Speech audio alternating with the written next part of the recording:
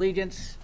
I pledge allegiance to the flag of the United States of America and to the republic for which it stands, one nation, under God, indivisible, with liberty and justice for all.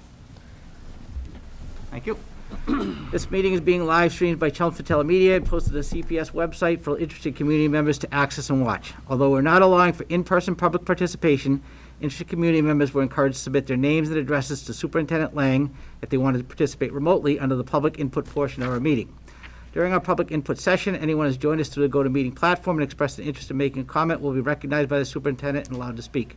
If anyone watching this meeting live has questions or comments to share, they're encouraged to email one of us during the meeting, and we'll read their questions or comments during our second public input session at the end of the meeting. So welcome to this meeting of the Chelmsford School Committee. I'd like to start the meeting by first congratulating Donna Newcomb for her re-election to the committee last week. I think I speak for the rest of the committee by saying we're very happy to have her on board again and be working with her for another year. So our first item on the agenda is the approval of our minutes from March 16th. I move that the school committee approve the minutes from the general meeting of March 16th. Second. Second. Okay, any corrections on the minutes? Okay, all in favor of approval? Aye. 5-0. All right, no student reps? Not this evening.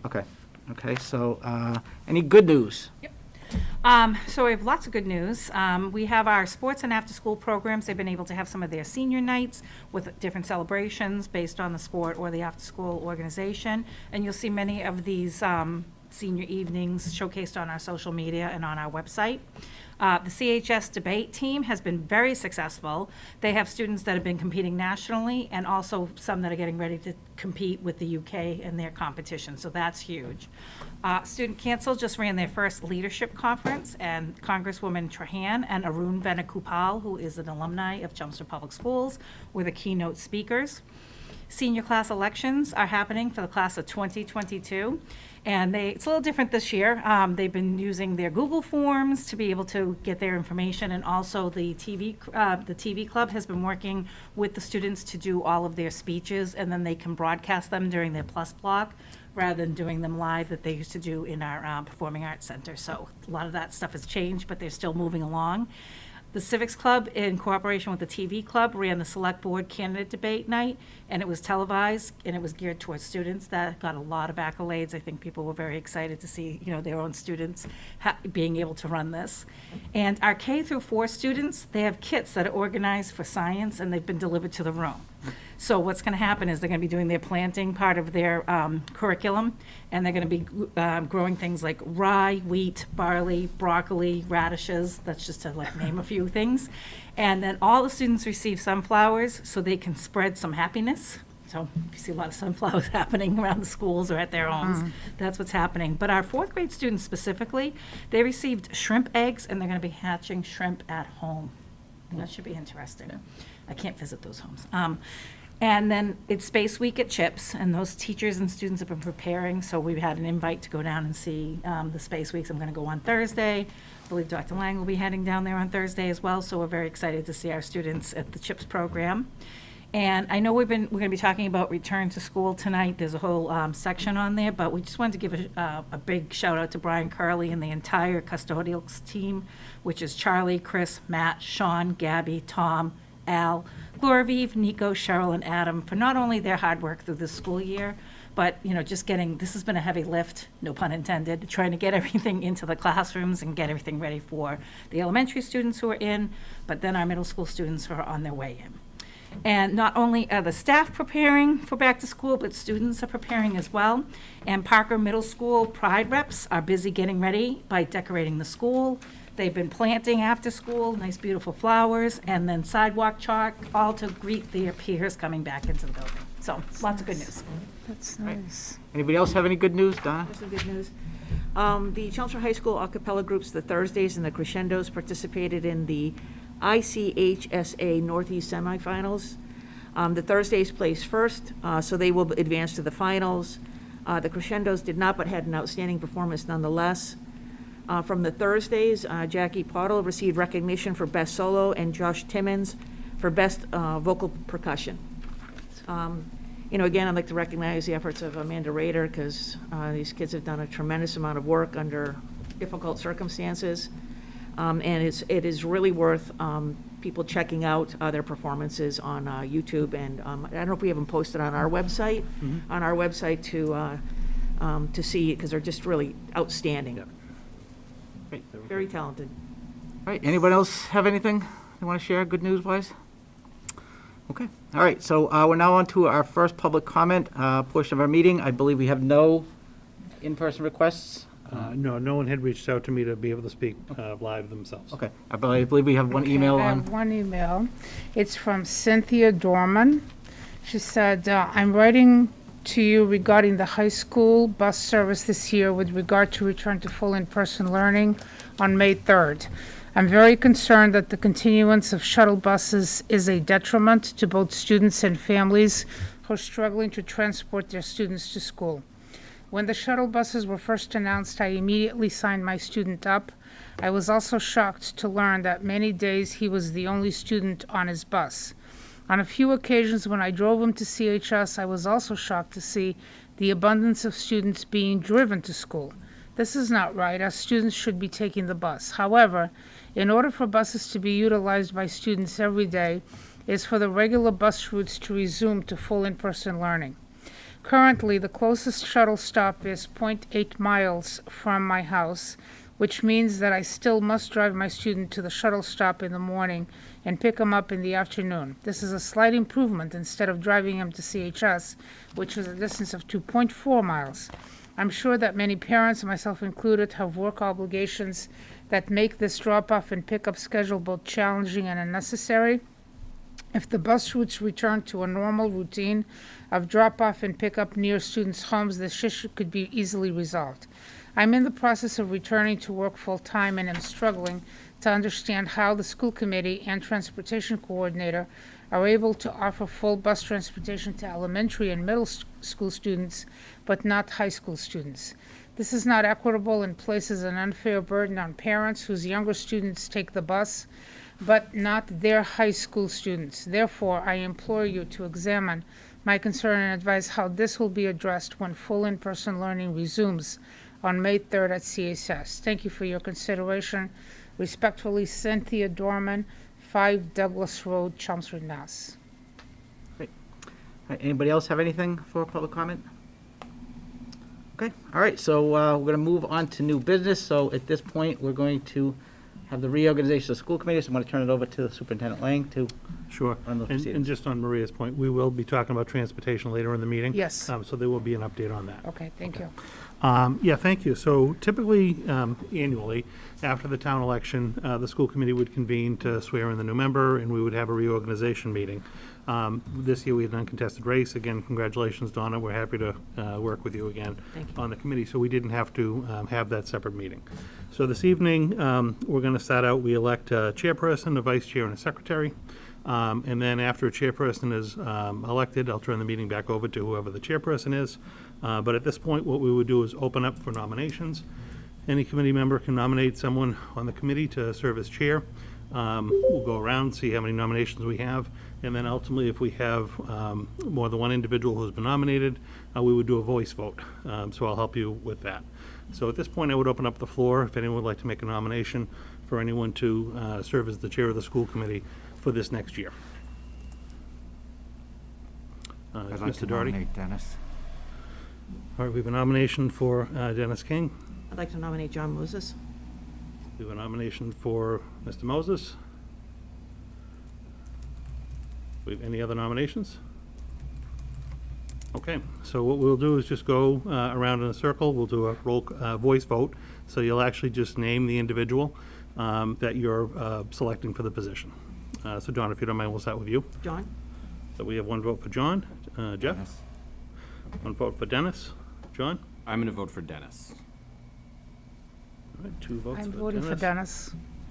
Maria for Dennis. I'll vote for Dennis. Dennis.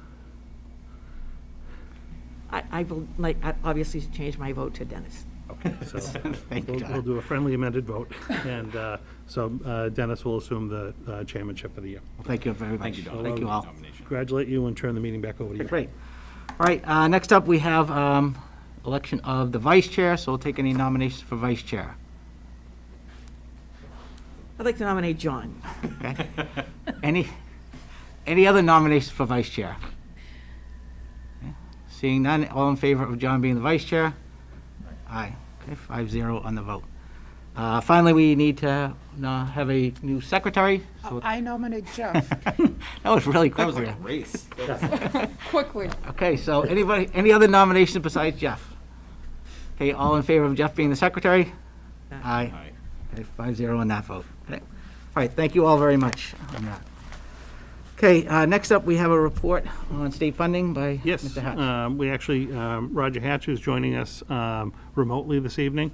If you recall, about a year or so ago, when there was some funding changes at the state level, we had invited Roger Hatch, who is a retired finance executive from DESE, one of the instrumental people over the years to really work with districts in the Chapter 70 formula to do some analysis for us on Chelmsford, our funding, how we get different Chapter 70 funds, grant funds, how the different legislation was going to potentially impact our budget for the foreseeable future.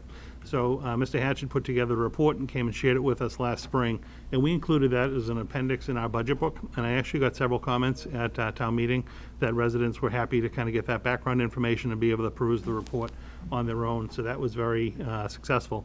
What we asked Roger to do is take the report itself, because obviously add another year onto it, and do that projection. So Roger is here this evening. Roger, can you hear me? I can hear you. Can you hear me? I certainly can. Yeah, we're going to welcome you. I'm going to, give me one moment, and I'm going to share my screen privileges. Are you going to advance your own slides, or would you like me to do that for you? Why don't you do it for me? Okay. Then I won't even end up sharing that for you. Give me 1 second, and we'll get you going.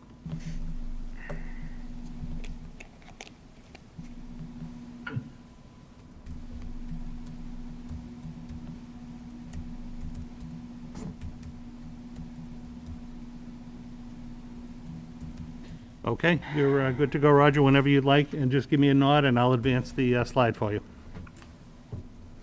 Okay, let's go to slide number 1. You're on number 1. Okay. Oh, right. So it's very good to be with you again in much changed circumstances since I spoke with you last. I have a deep respect for the work that you are doing during these difficult times. And school finance, you know, although it's probably way down the page in terms of your list of things to keep track of these days, you know, it still is important because you need the resources to accomplish what you need to do. So starting with this first slide, I don't see it that clearly, but Oh, I have it printed out here, so I'll try to read from this. You know, what I did is I took Chelmsford's end of year report that your kind business manager shared with me, and it looks like state is 16%, federal 2%, everything else is 82%. You know, how does that compare to the state average? Well, it's a different mix. The state average is 63%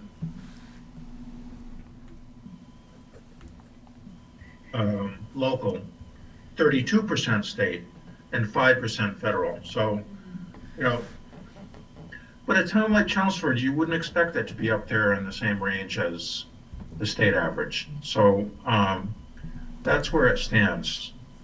Next. Okay, what we've got here is a comparison of spending in fiscal 19 as reported to ESE.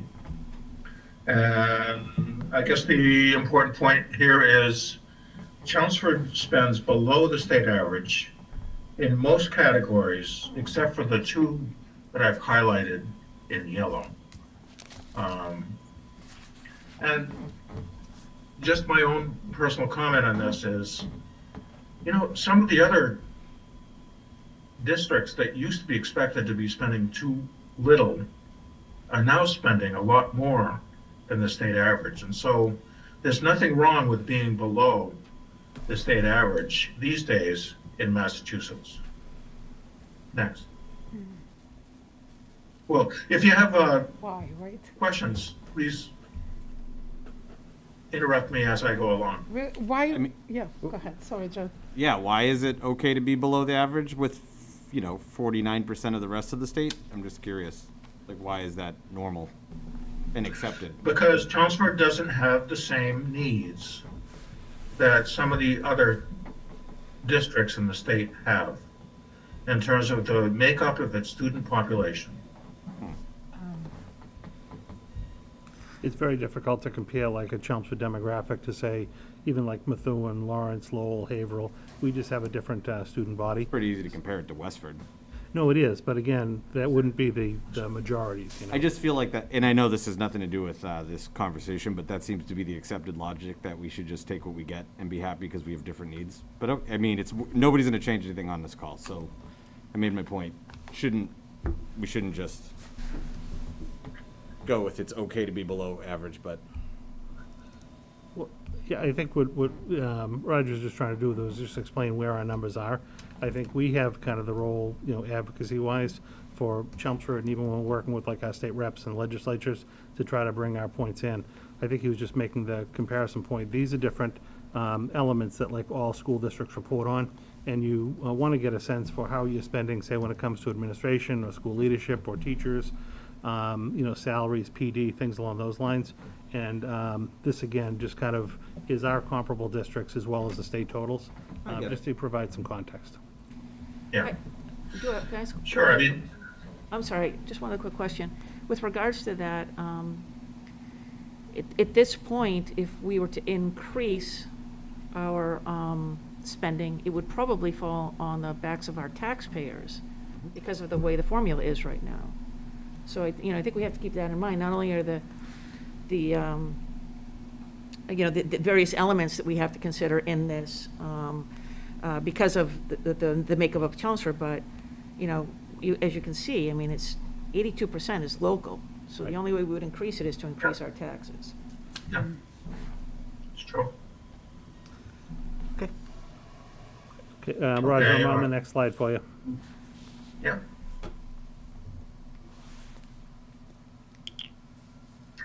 Okay, so here's the goal of the Chapter 70 formula. To ensure that every district has sufficient resources to meet its foundation budget spending level through an equitable combination of property taxes and state aid. That comes right out of the first section of the Chapter 70 law. So that's what it's trying to do. It's simple, but it's important. This is one of the only state programs that provides funding to cities and towns and districts that has a goal.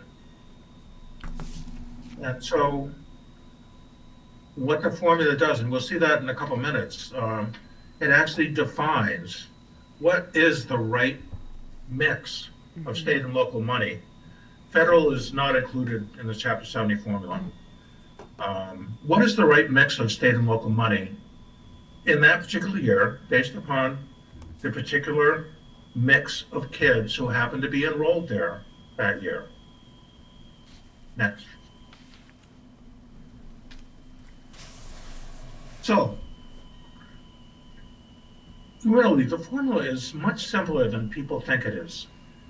You define a foundation budget, and that's getting, okay, I admit it, that's getting a lot more complicated. How much do you need to spend to provide an adequate education? It then defines a local contribution. How much can the town afford to pay towards that foundation budget? And finally, the third component of the formula that everyone cares so much about, how much state aid, it's derivative after you do the first two steps. It's what's left over. State aid will plug the gap. Okay. So we had the Student Opportunity Act that passed in fall of 2019. And unfortunately, you know, actually give Governor Baker credit. He did try to implement it in the first year. And then COVID happened and everything kind of fell apart. So fiscal 21 did not include any of the provisions of the Student Opportunity Act. You know, we're lucky that the governor and legislature were willing to hold it harmless as best they could. There was no $30 per pupil minimum, but boy, it could have been a lot worse. I've seen worse. So the governor's fiscal 22 budget begins a 7-year phase-in, and that's what the Student Opportunity Act called for, 7 years, because it's a lot of money they're talking about, and it's going to take time to implement. You can't do it all at once. Actually, I don't think districts could spend all that money all at once. So what's happened is the fiscal impact has been severely limited by big enrollment declines. As you must know, yours was around 3%. That's about the state average. You know, that's a lot. That's a lot. In a typical year, enrollment statewide changes by, you know, less than 1%, usually like 0.1% up or down.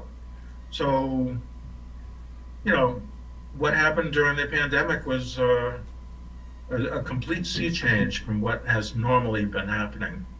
And so the result on the formula is, and the formula relies upon enrollment. And so only 69 districts got what is called foundation aid. You know, everyone else got just $30 per pupil. Now, I will say, back when I was working for the state, I could not tell you this, but I feel free in retirement to tell you the House budget is due to come out tomorrow. I think what they're going to do is to change it from a 7-year phase-in to a 6-year phase-in. But actually for Chelmsford, that's not going to make much difference. It's probably still going to be $30 per pupil. Yeah. Thank you for sharing that good news. Well, at least we know. I know, Just giving you the facts here. right. So, Chapter 70 uses a 1-year lag in enrollment for fiscal 22. It's been that way all along. And so there was a big push among superintendents, especially, to somehow account for the fact that a lot of the kids are going to be coming back. And if fiscal 22 relies upon fiscal 21, which really is October of 2020, then it's not reflecting the real needs of the districts.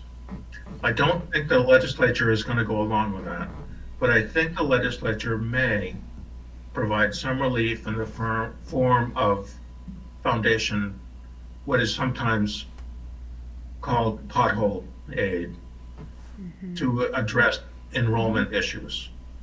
You know, because it really isn't fair to districts to act as if they had that greatly reduced October 2020 enrollment and be funding them as if that's what they had for fiscal 22. So I know there's been a lot of discussion about that, and, you know, we'll see where that comes down. But And how would you access Yeah. that funding? Apply for it. Would you have, so was that something you'd have to apply for as a district, if that funding were to go through? yeah, probably. You would probably have to apply for it. It might be a grant. Okay. Sometimes they Probably. have, Roger, I was just gonna jump in for a second. Sometimes they have different, kind of pockets of money that are targeted towards certain needs. You know, Yeah. there have been like extenuating circumstances, say with like special education costs. And you might actually kind of make a petition for your district. This particular year, you had extenuating circumstances, and you basically apply for the funding. I think that is the direction that they're gonna be going with this pothole funding for other districts. I know we have a call tomorrow with the commissioner in the afternoon. I'm anticipating he'll shed some light on the situation then. And it's usually used as like a one-year kind of correction funding, because we're hoping, by next fall, our kids will come back to us. The October 1, 21 numbers then get submitted, and that'll get used to be the basis for the following year's budget. So I think that's how it'll likely be done. I know in the past, we've worked directly with our state reps to, advocate for pothole funds. But the problem was there was no correction, right? I mean, you received the money and then you just kind of moved on with that money from there on out. The thought process would be if we, let's say we're off by 150 students. So let's say we could apply next year if that's where the number ends up falling. That would correct us for fiscal '22, which is Right. next year.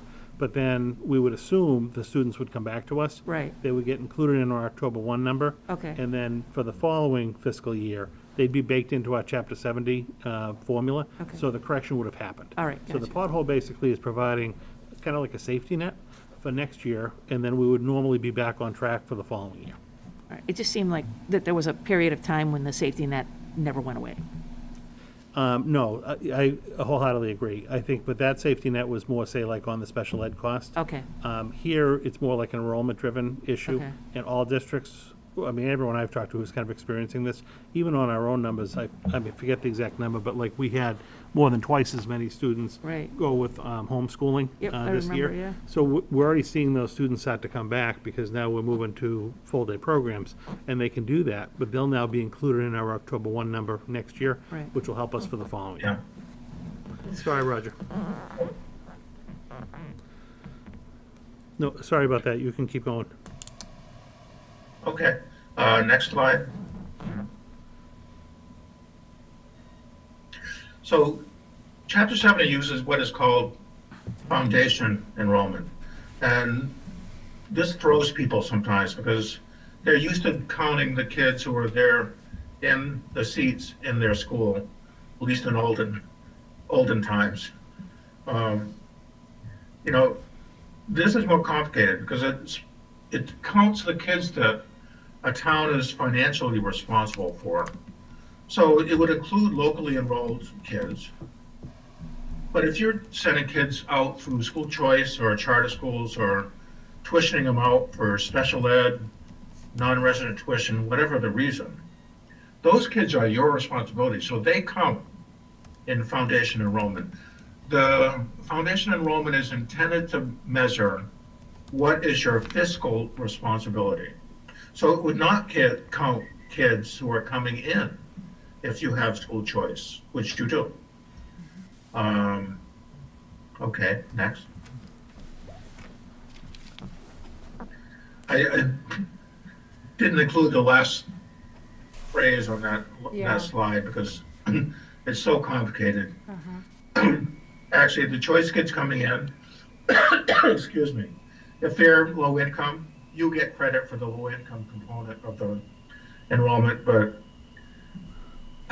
that is so complicated to get into that I'm not going to do it. Okay. Now, this slide is important. This slide is the key to the formula. There really are 6 direct factors. On the foundation budget side is the enrollment, something called the wage adjustment factor, which attempts to measure in a particular town how difficult is it to attract teachers and staff to come work there.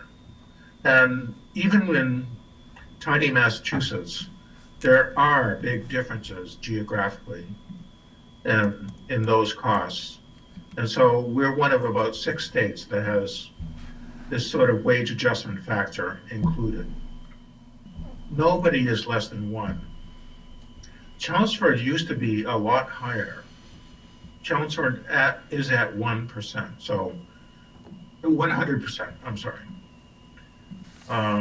So it really doesn't get any benefit from what a town like Boxborough does. Boxborough has 2 big high-tech plants and almost no other industry. And so the employees working there in Boxborough, they're being paid a lot, and it's reflected in the wage adjustment factor. It is not a perfect measure, but it was studied in 1999 by an economist in Vermont, and he reported that it was a good practice to include this factor in any state's formula. And then finally, inflation. Inflation is a big factor in the foundation budget. It's automatically factored in. It's the state and local government price deflator.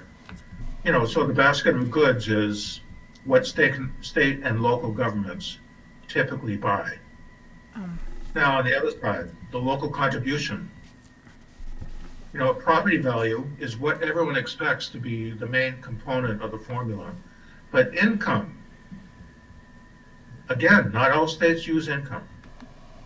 But an economist would tell you that it is a measure of wealth and ability to pay. And so we use both factors, equally weighted.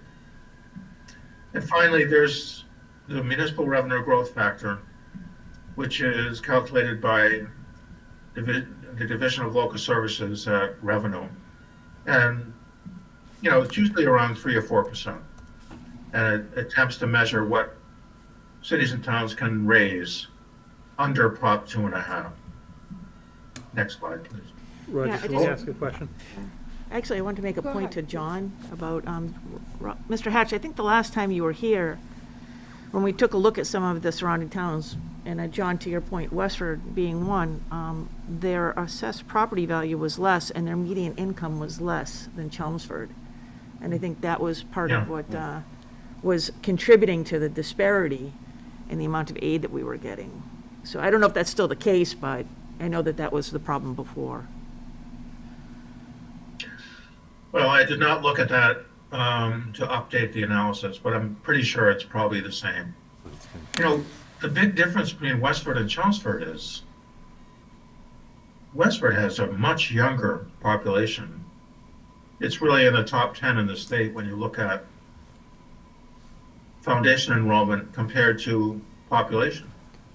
Chelmsford's more near the average. Now I just gave you 6 factors that are directly involved in the formula. But this is an indirect factor which actually plays an important role. The age of the population.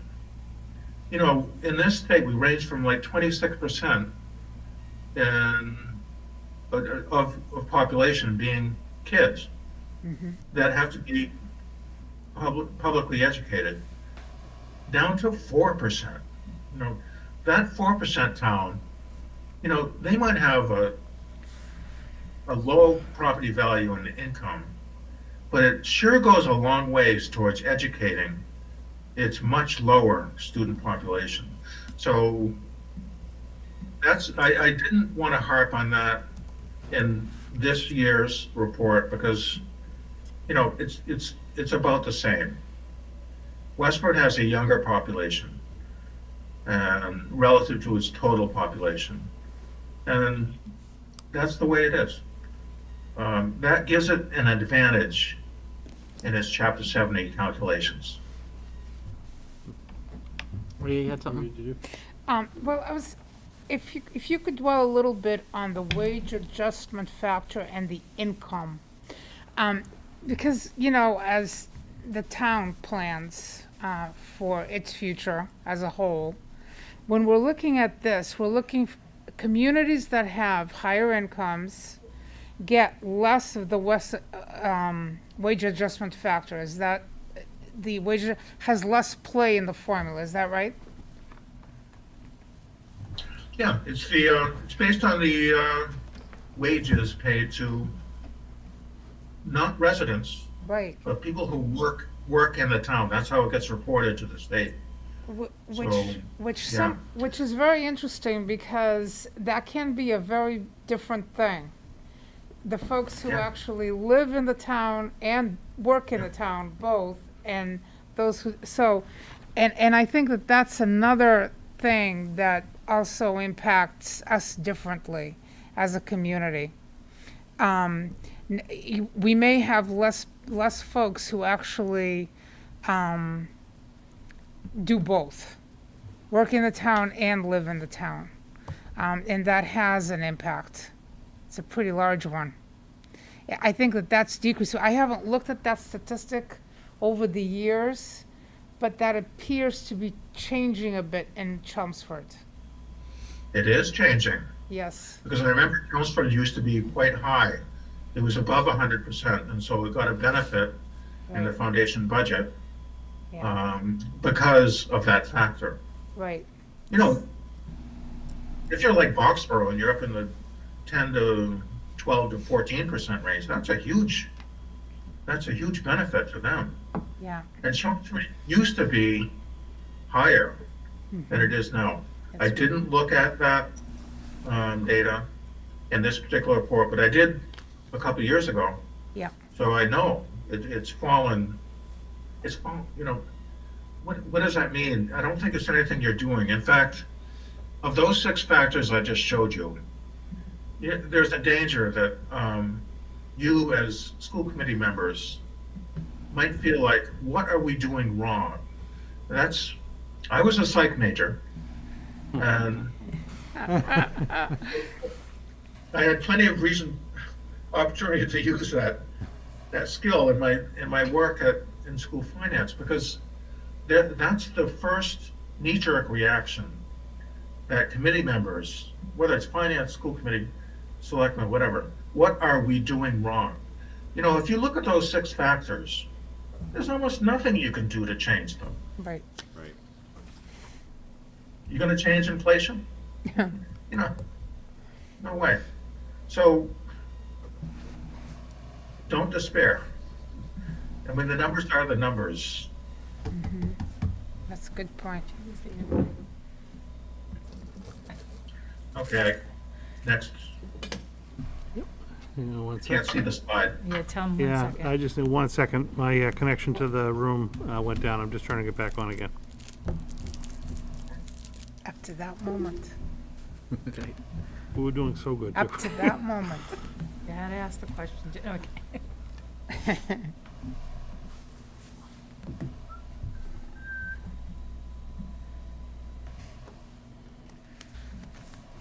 that it, right?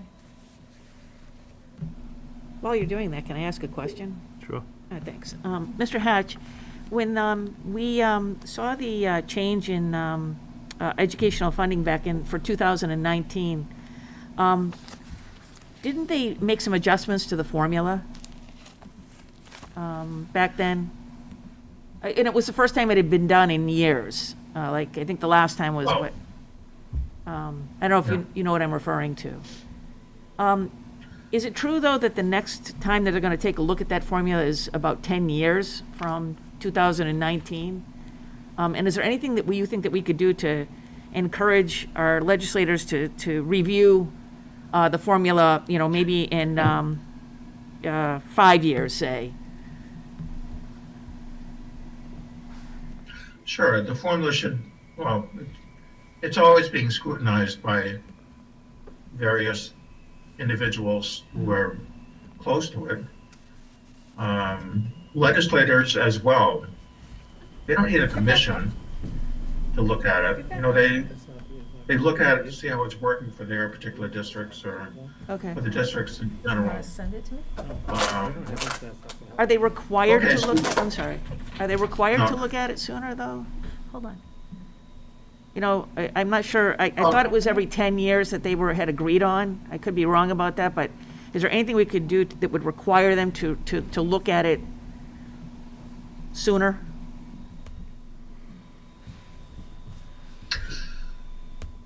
I don't believe there's language Okay. specifying the particular time span. Okay. You're on. So put it back on. Can he see the slides? Ask him if he can see the slides. Can you see the slides, Roger? I can't see the slide. Yes, he can. There it is. There, now I can. Put it back up. Okay. Okay, so Tell him I it might have won't been go me. into the gory details. As I said earlier, the foundation budget is becoming more and more complicated. What you see going across the top row is the enrollment in various categories.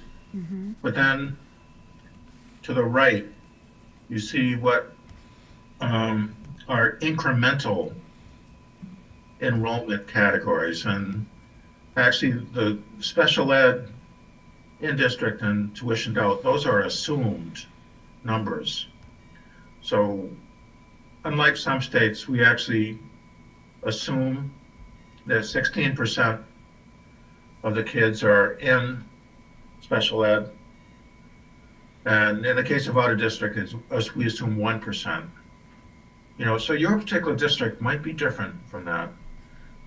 Why is an assumed number used? Because in other states, it's been shown that they overcount kids.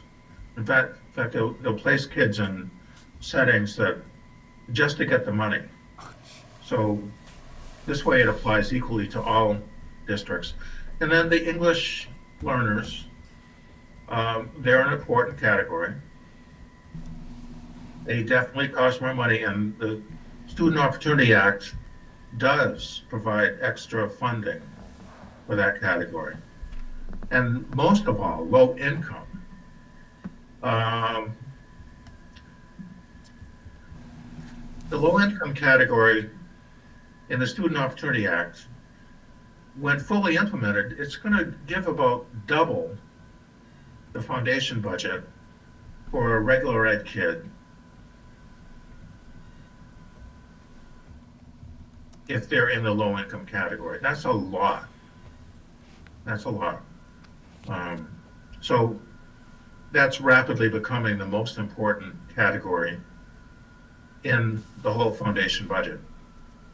That really differentiates the high need districts from the low need districts. You see, the state average is 13,095, and Chelmsford's at 10,953. So Chelmsford is below the average. But nothing wrong with that. There's nothing you can do about it. So this is the page in the form of a note. I'll remind you that you can get all this stuff online by going to ESE. If you haven't done that already, it's an entire Excel workbook that puts all this stuff together. And this particular page is showing on the left, ideally, how much should the town be contributing? And it's a combination of property value, where a fixed percentage is applied to each town's property value, and that same fixed percentage applies to every city and town. And likewise with income. It's a little bit more out of date. It's 2018. That's the latest I can get from DOR. It's a different percentage. But when you apply those percentages to the property value and the income for every city and town, it comes out so that the result is exactly 50-50.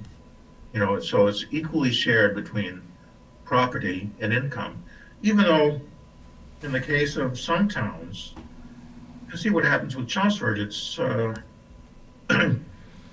more is being generated out of income than is being generated out of property value. 28 million compared to 21 million. Put them together, you've got 50 million. That would have been the target for how much Chelmsford should pay, except now Chelmsford is in the category of being above 82.5% of its foundation budget. And so it's dropped down to that 47 million level that you see there in row 10. And that you can see down below, that's 82.5%. And so the state aid target is 17.5%. I'll remind you that, as I said earlier, all these numbers are updated every year except for the equalized valuation, which happens every 2 years. So the formula is robust. It changes with economic circumstances. And we see that with Chelmsford. It's it didn't used to be at 82.5%. It used to be down in the high 70s. But whether it's a combination of the enrollment or other factors, it's now in that, that category that encompasses 150 or so districts out of 351 cities and towns. So a lot of cities and towns are in the same position. And that's kind of a concern for the formula going ahead, whether it gets looked at in 5 years or 10 years or 1 year. That is a concern. Over on the right, we see how we take last year's required contribution, we raise it by the growth factor. That becomes what we call the preliminary contribution. That's a little bit higher than the target, and so we have to bring Chelmsford down to its 82.5% target. And that becomes the requirement for fiscal 22. Okay, next.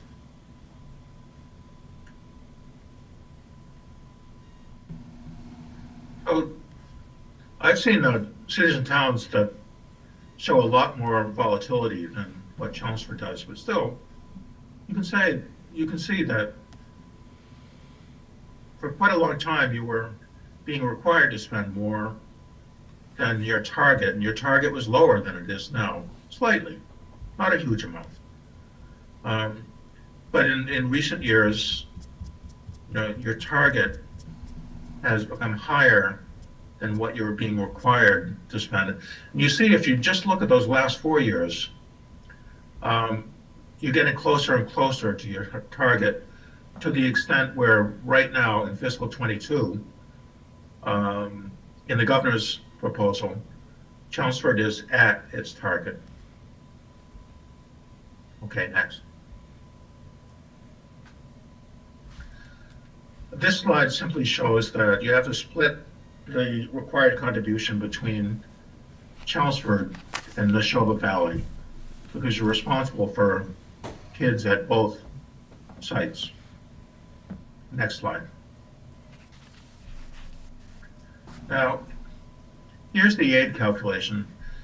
You might be thinking that the aid calculation would be some complex set of calculus equations that nobody could understand, but it's really pretty simple when you look at it.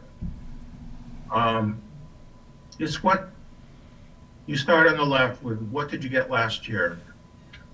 I'm having a hard time seeing that. 11 million.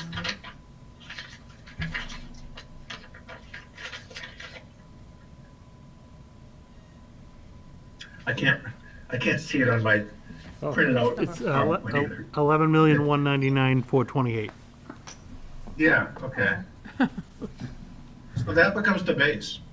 And then,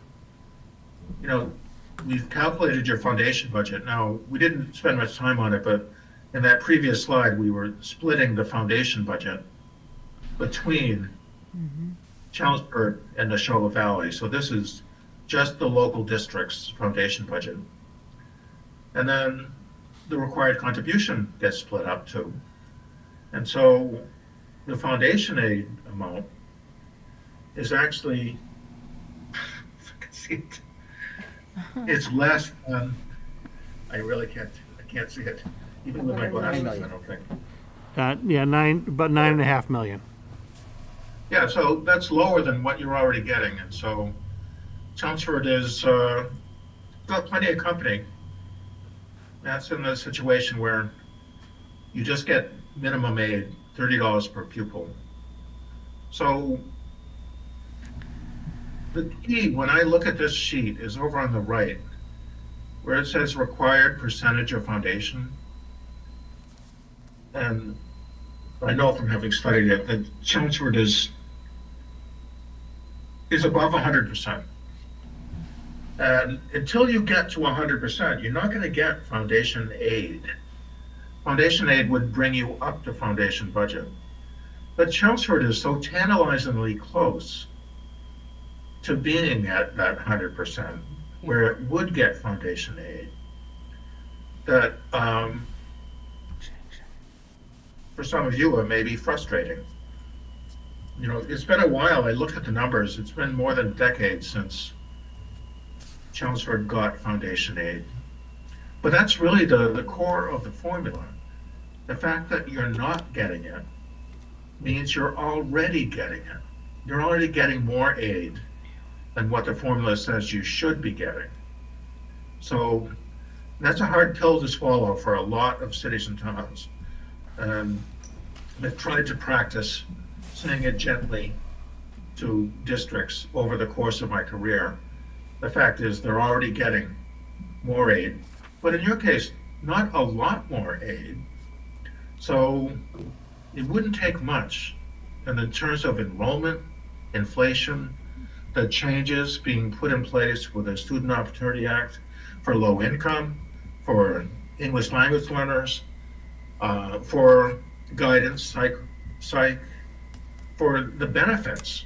People have stopped talking about the benefits, but that was at one time the main thing that people were talking about. So any of those factors might propel your foundation budget high enough so that in some future year, it's probably not going to be fiscal 22 in the House budget or the Senate budget. Maybe it will be in fiscal 23. But you're close enough so you're within distance of getting foundation aid. Okay, next slide. Yeah.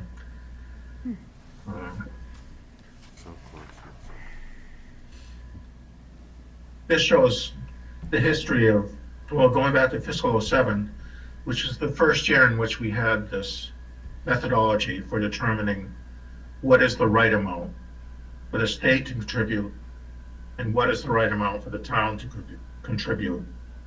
That was the first year in which we had such a target. And now it's been codified in Chapter 70 through the Student Opportunity Act.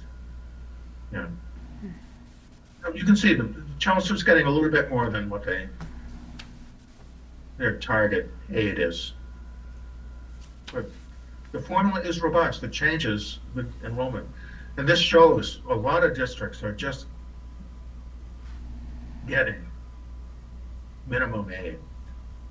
You know, it's only 69, and of that 69, this is a little quirk in the formula put in place by the Student Opportunity Act that must cause the two people at the department, my replacements at the Department of Education, to pull their hair out, as you can see.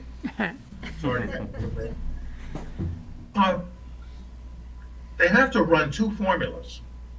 They have to run the Student Opportunity Act formula, and they also have to run the formula as if there had been no Student Opportunity Act.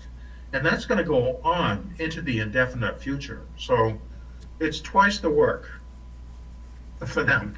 I know that doesn't matter that much, but like I'm sympathetic to them. Okay, next slide. Okay, this is something, if you go to the ESD website and click on the Chapter 70 profile, you'll be able to see this graph for any city and town. I have to admit, I'm enough of a nerd that I have spent many happy hours checking out different districts to see how this graph works out for them, just going from district to district. For Chelmsford, it's clear that the top line, shows that it's way above what is required to spend. The requirement is the dash, the line with dashes. And the blue is the foundation budget, and the, I guess orange on this presentation is the aid. But, okay, Chelmsford's way above, but it's not way above the state average. So this is typical of what happens with most districts. You know, they spend well, their actual spending is way above what they're required to spend. Okay, next slide. Oh, this shows that districts, and I guess I can put Chelmsford in this category, they're getting more aid than what the formula says they deserve to get. Nobody wants to take that aid away. Actually, it's the bottom group, the ones in red, that were more my concern while I was working. They were getting too little aid. And so the formula did a great job of getting them all up to where they should be. The fact that, you know, it's more than 600 million statewide above the required, the target amount. That's out of $5 billion in aid. That's significant. It's a lot. You know, it's must be tempting for legislators to make some cuts, but I don't see them doing that. Okay, next slide.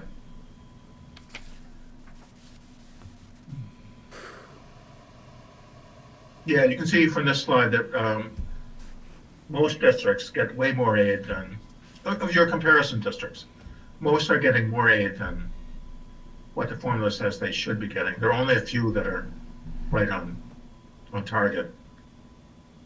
Okay, next slide. Can I ask a question?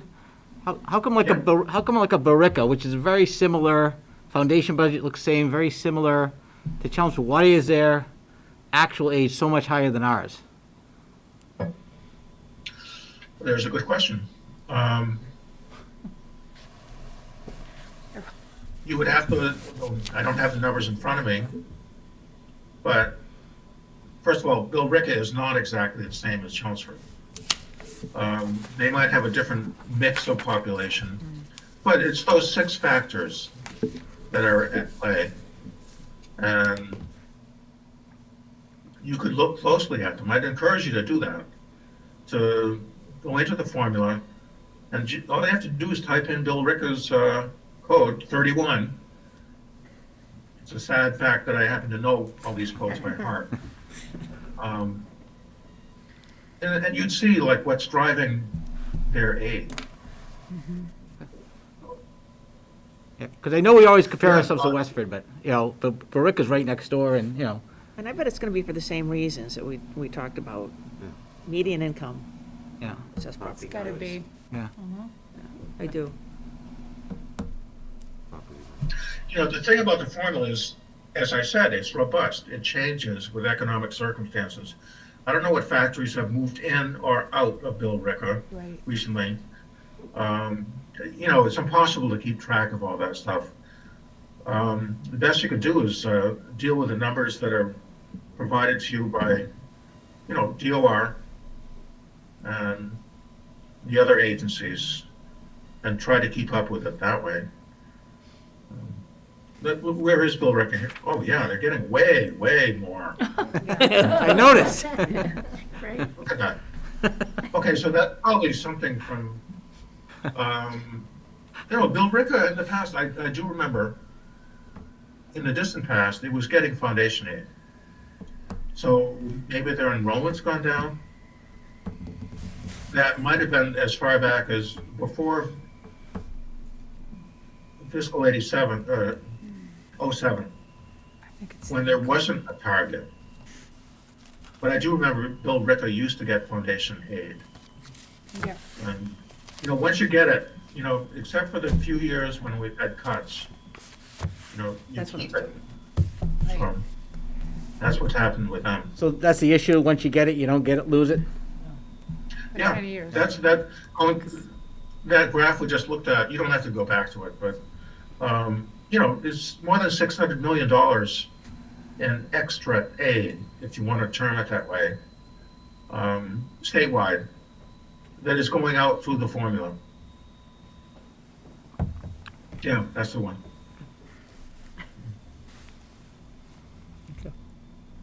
Thank you. Move on. And school choice, the red is the sending, and the blue is the receiving. They're both fairly steady. Probably see an uptick at the ones going to the Tech Connections Virtual Academy during these COVID times. Okay, next.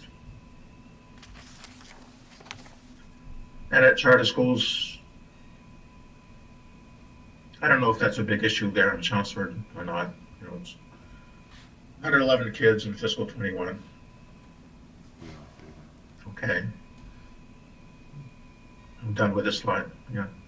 And then this will provide you information about how you can get onto ESE's website, into the Chapter 70 area.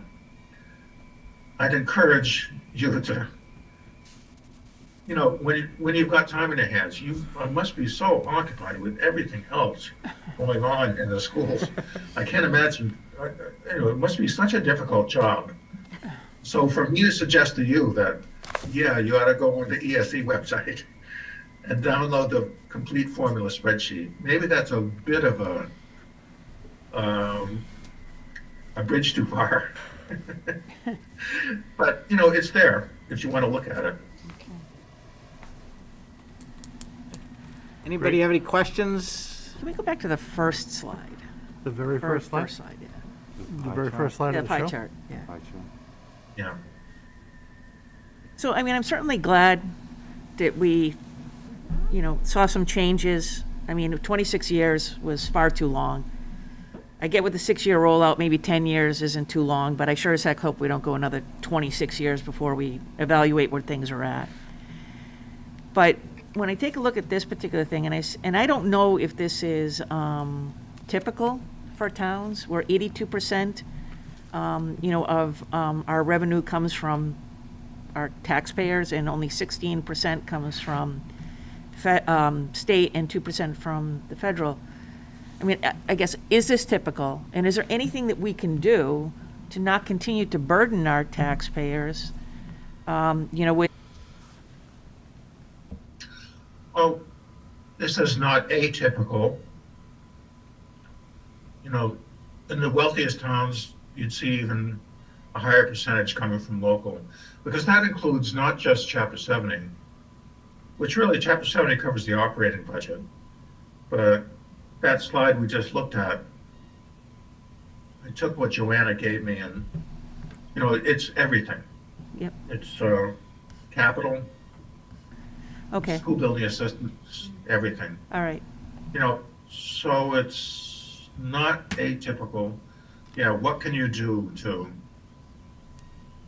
really what you're talking about is not the federal aid. I didn't even mention that. You're getting a lot of ESSER 2 money. You know what I'm talking about? Yes, Yes. Yeah, that's a lot. That's more than you'd probably get in a normal Chapter 70 foundation aid increase. So I'm glad that the federal government has come through with that. And, you know, I'm, and some people at ESE are afraid that some districts won't be able to spend all that money well. And so they probably just will end up not drawing it down. Let's be glad that the money's there. Okay, You know, so what can you do to change that next? That's the question you asked me. I don't know. It's- Chapter 70 is the main vehicle for the state funding schools. right, I mean, this is just you know, this has been, I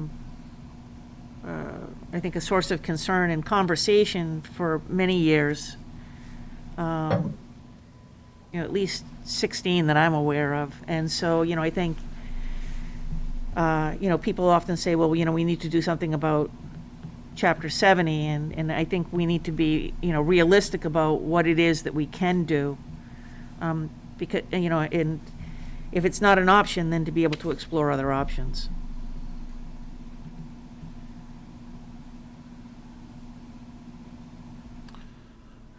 I don't know what to say to you in terms of changing Chapter 70. Other options might be the best way Yeah, of going about it. Yeah. yep, Yeah. Other funding sources. yep. Thank you. All right, any other questions? We good? No, Roger, thank you very much Thank for you very much. for Thank updating your Thank report you. and coming tonight to review it with us. It goes a long way. We're going to also include that in our budget document for town meeting earlier this spring. And greatly appreciate you spending some time with us tonight, so thank you very much. Yep, thank you very much. All right, thank you. Yep, All right. I enjoyed being with you to talk about my favorite topic. We'll have you back next year. Thanks a lot. Thank you. Thank you. Take care. All right, before we move on, can we take a quick recess, maybe like 2 minutes? Okay. Yes. All right, all right.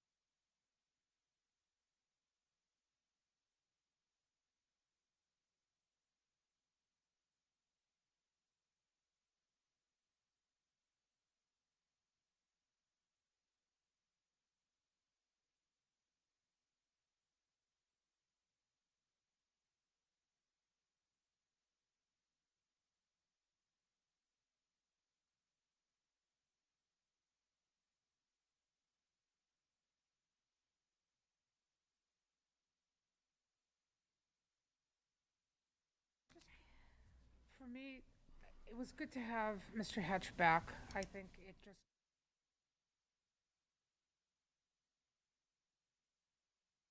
stuff that we really can't change. But around us, things are changing. And I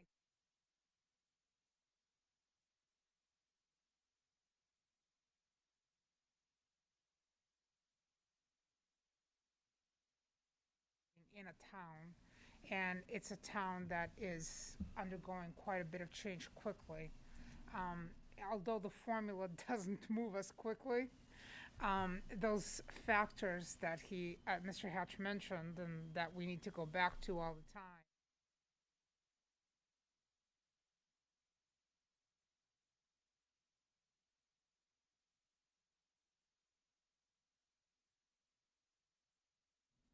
I was surprised that we're close to foundation. You're saying, maybe a couple of years from now.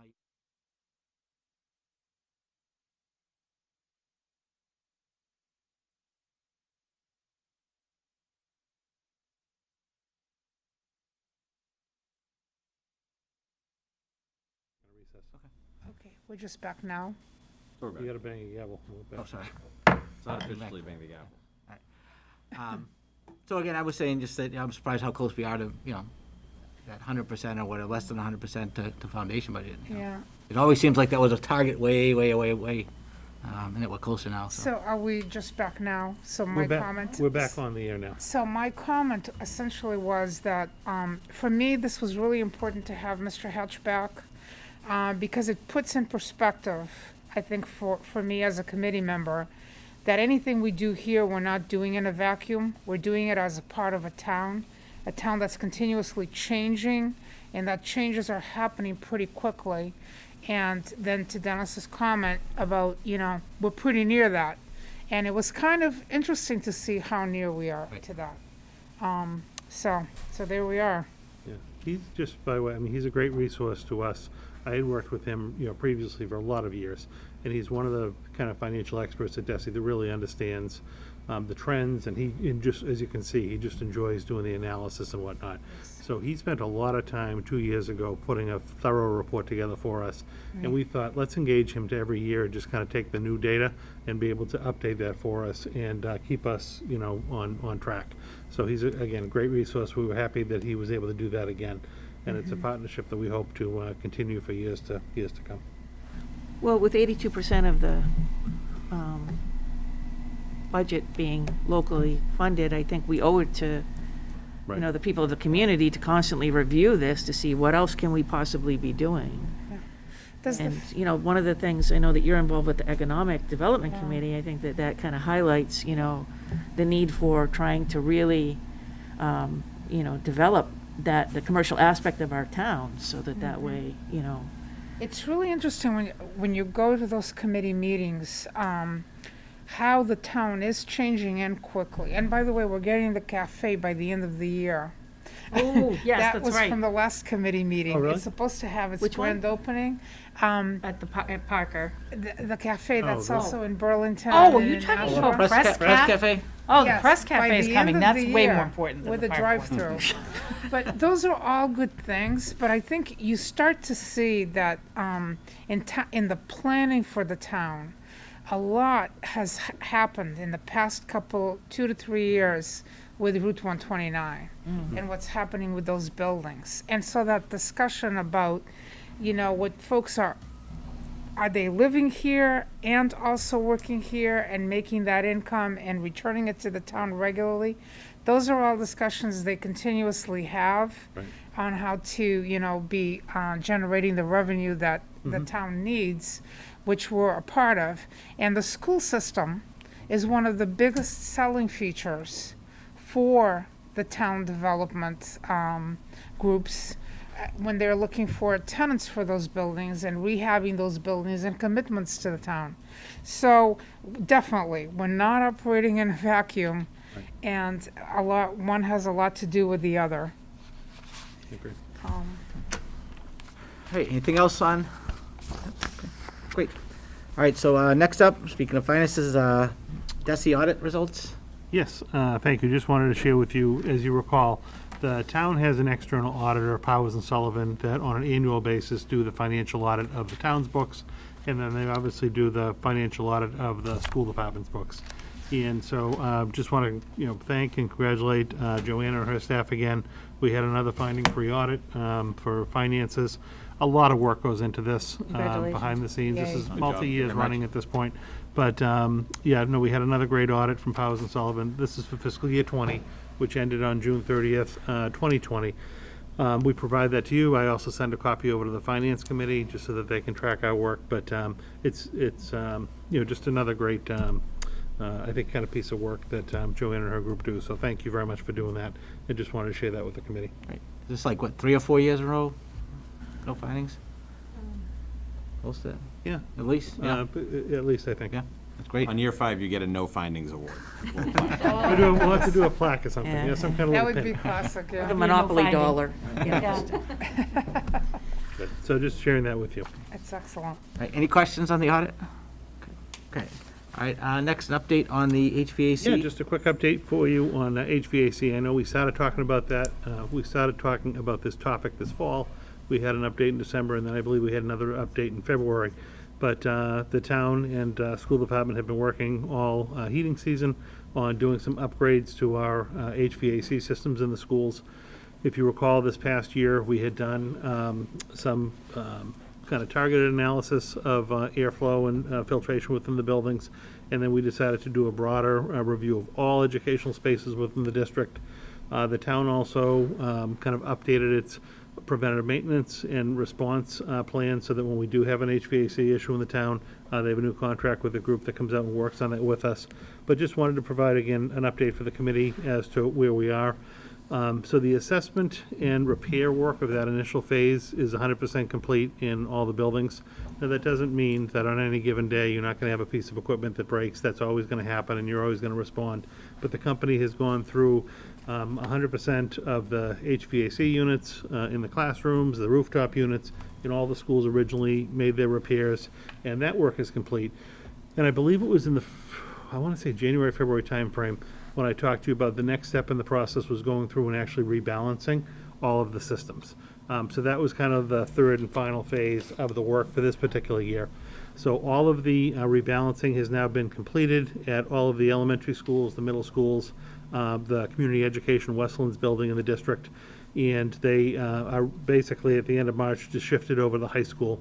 At the time this report was written, they had about 90% of the classroom univents done, and they were getting up on the rooftop units at the high school to do those. When we had a quick meeting last week to kind of just get a progress check on the high school, they think they'll be complete that by the end of April vacation. So I think that's obviously a good news story that we've now been through the system. It's all balanced. The reports are given from the balancing company to the engineering firm as kind of a double look over everything, but that is progressing well. So once we do have the high school 100% completed, all balancing is done in the district, I'll provide you one final report, but they are on target to have that completed by the end of April vacation. Which again, I think is good. The report will then shift in some of our work between now and the summer to more longer range capital plan items that may come up. So that'll be some discussion we'll start having with them. Obviously, there are some rooftop units in the district that are just older. They're up and they're working now. They've been repaired, they've been balanced, but we need to have some of them be replaced. Even some of the control systems within the schools are in need of some replacing. So we're going to take an internal look at that and see where that might fall into the capital planning. And we'll bring back some recommendations for the school committee and then obviously the capital committees in the years to come. So, Given that we sharing have that with you. these grants and this money available because of COVID, can any of it be applied to this? Yes, that's actually going to be part of the funding strategy, even just to pay for this work that's been completed, and even going forward. I forget the exact number, but the town is receiving somewhere in the vicinity of about $10 million of this specialized money that can be used towards these kind of functions. So we're going to work very closely with Paul and John and Darlene on the town side, Gary Persichetti and DPW, as well as Brian Curley on our side, to make sure that we, review the list of what needs to be accomplished. We all are in agreement around it, and between funding that the town may have available to them, and then we also have ESSER money that was mentioned that's available to us that's kind of earmarked towards school reopening. So a lot of this work would fall under that. So we're obviously going to try to use any of the grant funding, the one-time money we would have first, before, to Donna's point earlier, kind of putting a burden, say, on the taxes, or even if there's things that we can shift off the capital plan onto that, to Yes. then be able to do something else with town capital money. We're going to look at that as a bigger project. Yeah, and I think we've always, gotten a substantial amount of money in the capital plan, and, Right.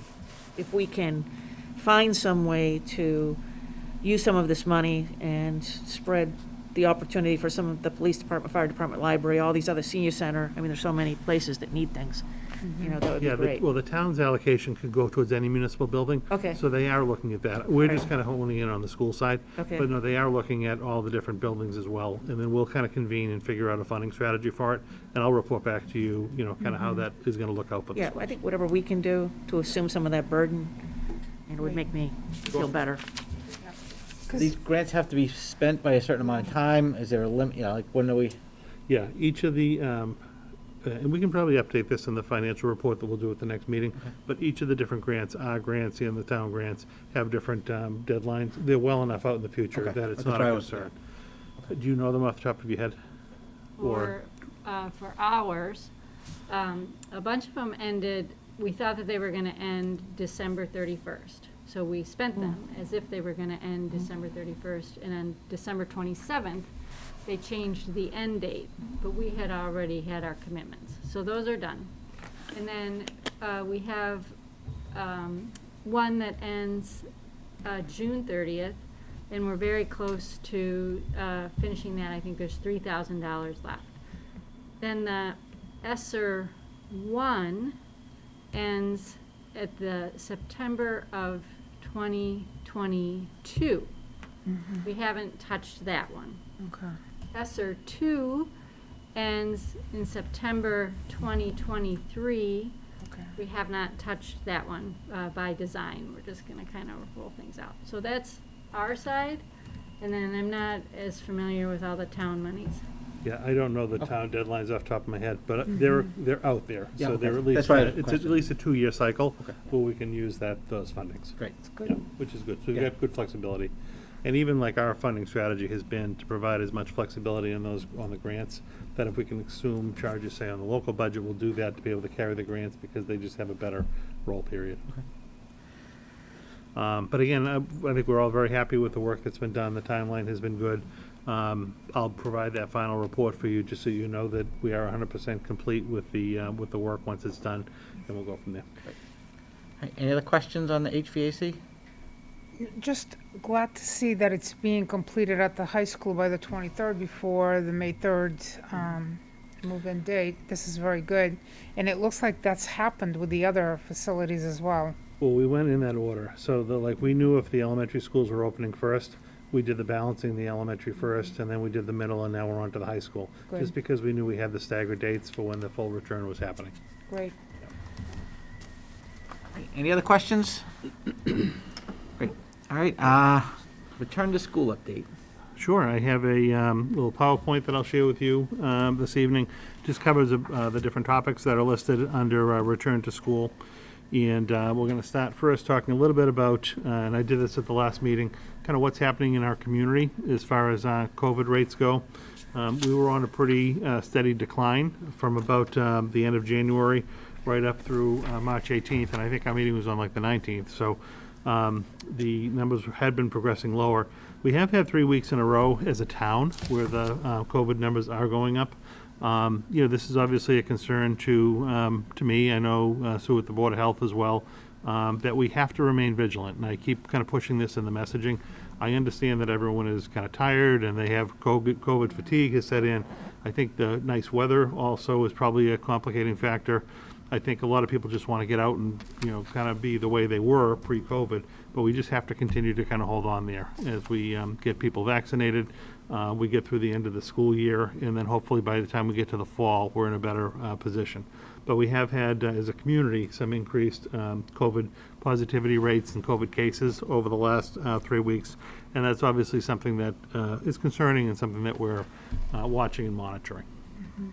So do we have any guidance from DESE or the CDC? If, is there a number that we hit where now that we go back to, say, remote or, something? Is there anything out there, or is that just something that has to be decided on a local basis? Or Yeah, no, unfortunately, there is nothing out there. At this point, there had been a lot of discussion early on about, what would the number be? And I even get asked, quite honestly, we're in the schools, like, if we hit a particular number, what will we do? The only thing that they're basically encouraging and wanting a community to do is when they're in the red, just make sure that they are following all the different steps around the distancing guidelines that they've laid out. The hand washing, trying to limit exposure to your own kind of little social circle, things along those lines.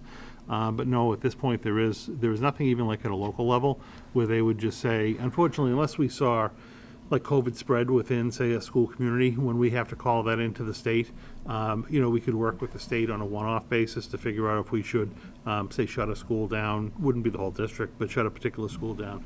Those conversations can happen, but there is just no like hard line. And I think fortunately, and we'll get to the data in a few minutes, we're still not seeing a lot of the spread within the school community. And even the COVID cases that we do have are clearly identified. We know if there's been individuals that are a close contact, so we're not really surprised if that individual ends up testing positive, but we're not seeing general spread within the school classrooms or even the schools themselves. So that's the good part. I think the bad part is we really just have to keep watching as a community where our numbers are going over the next couple of months. I think people are making a mistake. They think once they get vaccinated, they don't have to wear masks anymore. Yeah. And I think that because the fatigue, but you still have to. We still have to practice because the vaccine will keep the symptoms less severe. So I just, again, it's what I tend to always say, we just have to think about everyone else. So You Earl- mentioned, I'm you sorry. know, getting the message out to the community, but is there any particular message going out to our students, particularly at the upper levels, where I think that's probably where we're seeing more cases? I mean, you know, are we doing anything to really Yeah, I mean- emphasize to them the importance of? Right. I mean, I do try to hit home on it in like my weekly newsletter. I know all the kids at the high school don't necessarily read that, but I mean, the admin at the high school, the teaching staff, I mean, everyone is still very concerned about this, and they're continuing the messaging even at the building level, the sports teams, the extracurricular teams. Yeah. I mean, it puts a real damper on things if you end up with a COVID case on, say, a team or a club or whatnot, because, and we've had a couple instances this past week where a club or a team had to go offline because you had a positive case. So I think the coaches are certainly hitting on it too, and it's the adults that the kids are really with, during the school day, that just need to continue to express the importance of it. I do think that's happening. It's just, I think again, it's a little bit of the COVID fatigue that has kind of settled in, and we can't let that get the better of us. So early on in the process, you had talked about that if the numbers crept up or we saw, a spread in one of the schools, that you would consider, shutting that particular building down. Right. Is that still on the table? Yeah, I think it's still on the table, and I think if we're talking to, say, like Desi, when even like, say, Peggy's calling in the cases, Yeah. if we do see it spread-wise, and I've even had Desi reach out to me to say, 2 weeks ago when we get to our data, Yeah. we had a little spike, and they're like, let's talk about these cases. Are we seeing spread? Do we identify what they are? And they basically walk through that with you, Okay. and we weren't seeing it being spread within the school. We knew the activity and the group that was associated with the numbers, and we weren't overly surprised after looking at the data, but it didn't support at that point having to shut down. No, I would be very comfortable if, we got to the point, even though the state is kind of, you're either fully remote or you're fully in person, if we saw a spread situation within the school, we would have to consider shutting it down, and I wouldn't have a problem doing that. Thank you. So for your, I know that before we had this DESI change in the order, that you were meeting on a regular basis with Sue Rosa, the Board of Health and so on. Is that still an ongoing type of meeting that you're having? It would seem to me it's more important than ever because the spread doesn't seem to be, or, the cases aren't in the nursing home, for instance, is located in only one area. It seems to be more town-wide. So is that, how, do you have those regular discussions? What's going on with that? Yeah, there are more discussions. We're not doing a lot of face-to-face meetings. It's, either web meetings or like phone Yes. calls, but I spoke with Sue on the phone yesterday Okay. for quite a period of time. Peggy Gump is on the phone with them daily, either Darcy or Sue at the Board of Health reviewing our cases because they're the ones that are most intimately involved. They also know the close contact tracing, and I talk to Sue on a regular basis. So either she will reach out to me if there's a concern, I'll reach out to her, and if we haven't heard from each other in the week, typically we'll call and just say, hey, is everything all right? Everything going on? So yes, we are still talking regularly. Okay, great, thank you.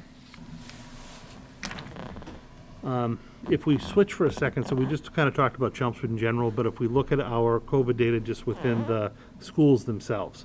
So these are all the different, both staff and student cases where we've had an impact within the school community. Again, dating back until the end of January, you can see, there was a week we had 7 cases, 4, 7, 3.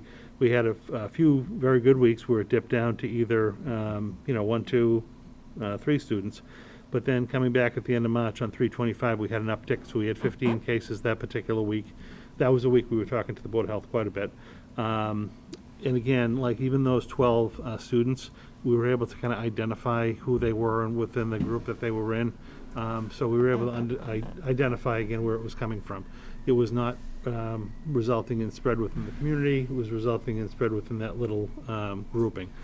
So we were comfortable knowing that that wasn't a spread situation. And I think, everyone has been still very good about quarantining and isolating and not impacting the broader school community. And you can actually see our numbers dipped the week after. So if we continued to go from, say, like the 15 cases to 20 or 25 or 30, again, that would be very noticeable to us. But we were able to kind of mitigate that particular issue with the uptick. And then last week, we ended up just having a staff member at one of the schools be positive during the reporting window. So we kind of went down to 1 again. I think we're gonna see some volatility in the numbers between now and the end of the school year. Again, just the more people are kind of going outside, if they're not completely adhering to what we're asking them to do as far as the social distancing and, not wearing masks, things along those lines. We're enforcing it in school, we're enforcing it with the clubs and activities and sports. But, it's very difficult. We're not in homes, we're not in neighborhoods when kids are just going out with their friends and playing and things like that. We're just going to continue the messaging on our end, everything that we can control. Just talk about how important it is, how impactful the decisions they're making are. I do still think the majority of people are trying to work with us to make this work, but we are going to see a little bit of volatility between now and the end of the school year. How are we handling, say, kids who just aren't wearing their masks or wearing them appropriately? How do we deal with these situations? During the school day? Yeah, during the school day. Yeah, because again, we can't really control the outside of school stuff. Right. But during the school day, I really have to say, we have not had many compliance issues whatsoever when it comes to mask wearing. If anything, it might be like a reminder if someone's mask is riding low on a nose to, kind of pull it up. The kids will even kind of see it at this point. The couple of instances have more been so at the middle and high school level, not as much the elementary level, where if a student is just non-compliant, they go home. So, there is almost like progressive discipline, you warn the student, you talk to them, but there have been a couple of cases where students just haven't complied and they've been removed from the school setting. As students themselves are getting vaccinated, have we implemented any rules to say that even though you're fully vaccinated, you still need to wear the mask? Has that been made very clear to everyone? Yeah, well, so the students are just starting to get vaccinated Right. now, so that is going to be a new thing that's going to start to come out. Even Well, some already are at the high school level because they Right. fell within that, people who are I working. think we're going to see more and more of it, though. There weren't a lot of students being vaccinated like in February and March, Yeah. but now we are starting to see more of it. So yes, I've been vaccinated, but I'm still wearing my mask every day. Right. We're enforcing that with students in the schools, and we'll probably have to remind them that even if you're vaccinated, you still have to comply. You still have to wear the mask. We're still going to be distancing within classrooms, being respectful of people's spaces. So that messaging is going to have to continue, Okay. yeah. even with the vaccine. I'm Absolutely. hoping for more and more vaccine availability and rollout, and I think we'll see that as we get through the end of the year and even over the summertime to be able to vaccinate some students. I am hoping that the age is going to drop. We're at 16 now, but I'm hoping it drops down to that 12 that they were talking about and potentially even a little bit lower so that our middle and high school students minimally, could have the opportunity to be vaccinated for the fall coming back to school. That's something we'll continue to work on. When we get to the slide in a little bit, talking about like staff COVID Yeah. immunization, we're also going to try to work with our families. If we can try to coordinate or help people get their students vaccine, we'll try to do that over the late spring and summer too. Okay. So we talked a little bit about town data. We talked specifically about data within the Chelmsford schools as far as impacting schools. And this is data on our pool testing. So we did just complete our fourth week of pool testing. Overall, I have to say it's gone pretty well in the schools. What I'd really like to see is an increased participation rate among students at all grade levels of the district, but particularly the middle school and the high school grades. In the weeks, let me step back for a second. I think the other thing is the group that's testing, I'm very happy that we really have not had positive pools come back. So in the 4 weeks that we have tested, there's been just under 3,500 individuals, both staff and students, that have tested, and we've only had 2 positive cases for those 4 weeks out of the 3,500. So that's a really low rate. The 2 individual cases were at one particular school. It actually was familial, so it was 2 family members that happened to test in 2 different pools. So it was actually isolated to one particular family. So when you look at that, I would originally look at this data and say, this is great. We're not seeing even cases in the schools, and this would help me, like to Donna's point, if we wanted to talk about like spread within a school community, I would think our pools, would start to come back positive, and again, they're not. We just need to get the next group of people to participate, because the people who are, in my opinion, are just the ones that are being extra careful and cautious anyway. So these are staff and students who are kind of religiously, they're wearing the masks, they're doing the hand washing, they're doing the social distancing.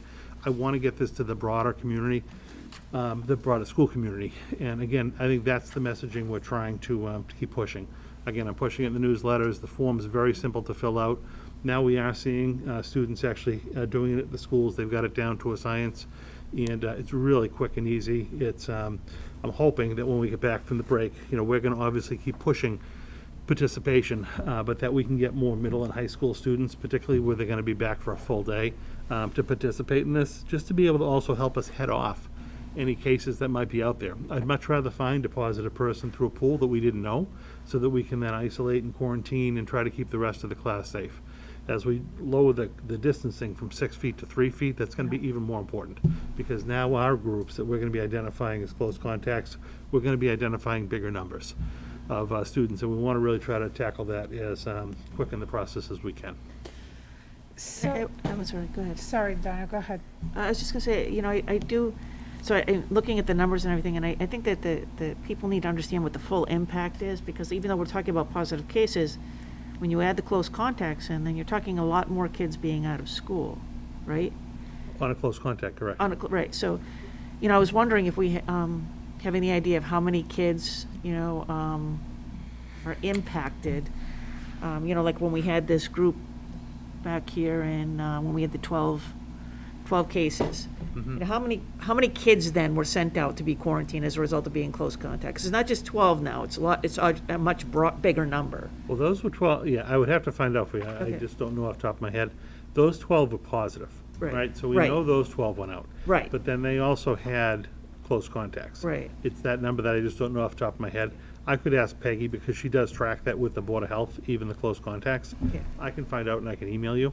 Yeah, and I only say this because I think it's important for people to understand, it's not really just 12 kids that are impacted, it's much more, Correct. and so that. Almost kind of like, if you think about it, like innocent bystanders, right? So Right. they may have just been another student who was like in a class that happened to be sitting within that 6-foot distance of someone. Right. That they could be impacted. Right. Right. Right, so last week alone at the high school, I think I received 3 notices that didn't directly impact my children, but there were notices that there was a positive test, on a student or faculty member. So, given that some students did go out, okay, some were impacted, and as Donna said, it's going to increase when you've got the distancing. I think you're right on the money in saying that we need to increase the numbers of people who want to who please volunteer to do pool testing and get into the pool testing pool.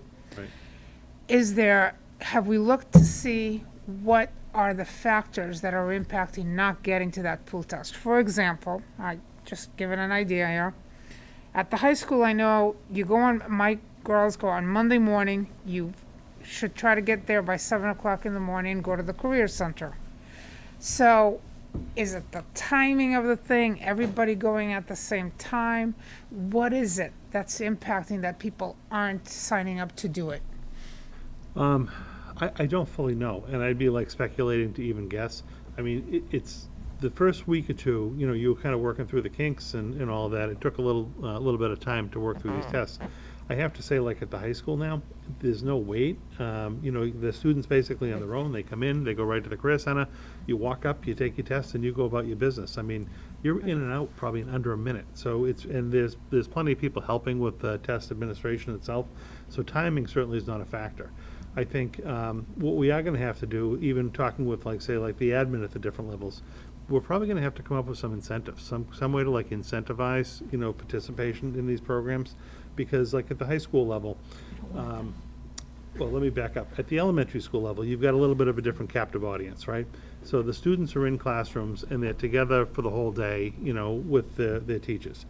Our testers are going around room to room, and they know, if you have 15 students in a class and 5 have signed up for testing, so they can pull those 5 students and make sure they're testing. At the middle and the high school level, it's more you're going to an area to get tested. People have, even people who have filled out the consent form to test, they don't automatically always go for the test. So, like at the high school level, again, I don't know the exact numbers, but let's say you had 100 students who consented. You might only have, 50. Let's say you only had half of them actually go that particular day to test. We don't have the ability to go track people down and make them test because it's a voluntary program. The parent has signed consent, but we need to get the parents to kind of get on their kids as well to stop by and have the testing. So I am, talking to the admin at the schools to kind of figure out how can we incentivize this? How can we, if we're in a different location, or if it was offered on different, again, times of the day or whatnot. Right. We're gonna have to look at that over the next couple of weeks. That would be great. What we're trying to do, I don't wanna forget mentioning this to you. Cost-wise, originally, the state was gonna cover the first 6 weeks, right through April vacation, basically. We were gonna be on the hook for anything after that. But the state has said at this point that they're gonna cover the costs all through the spring.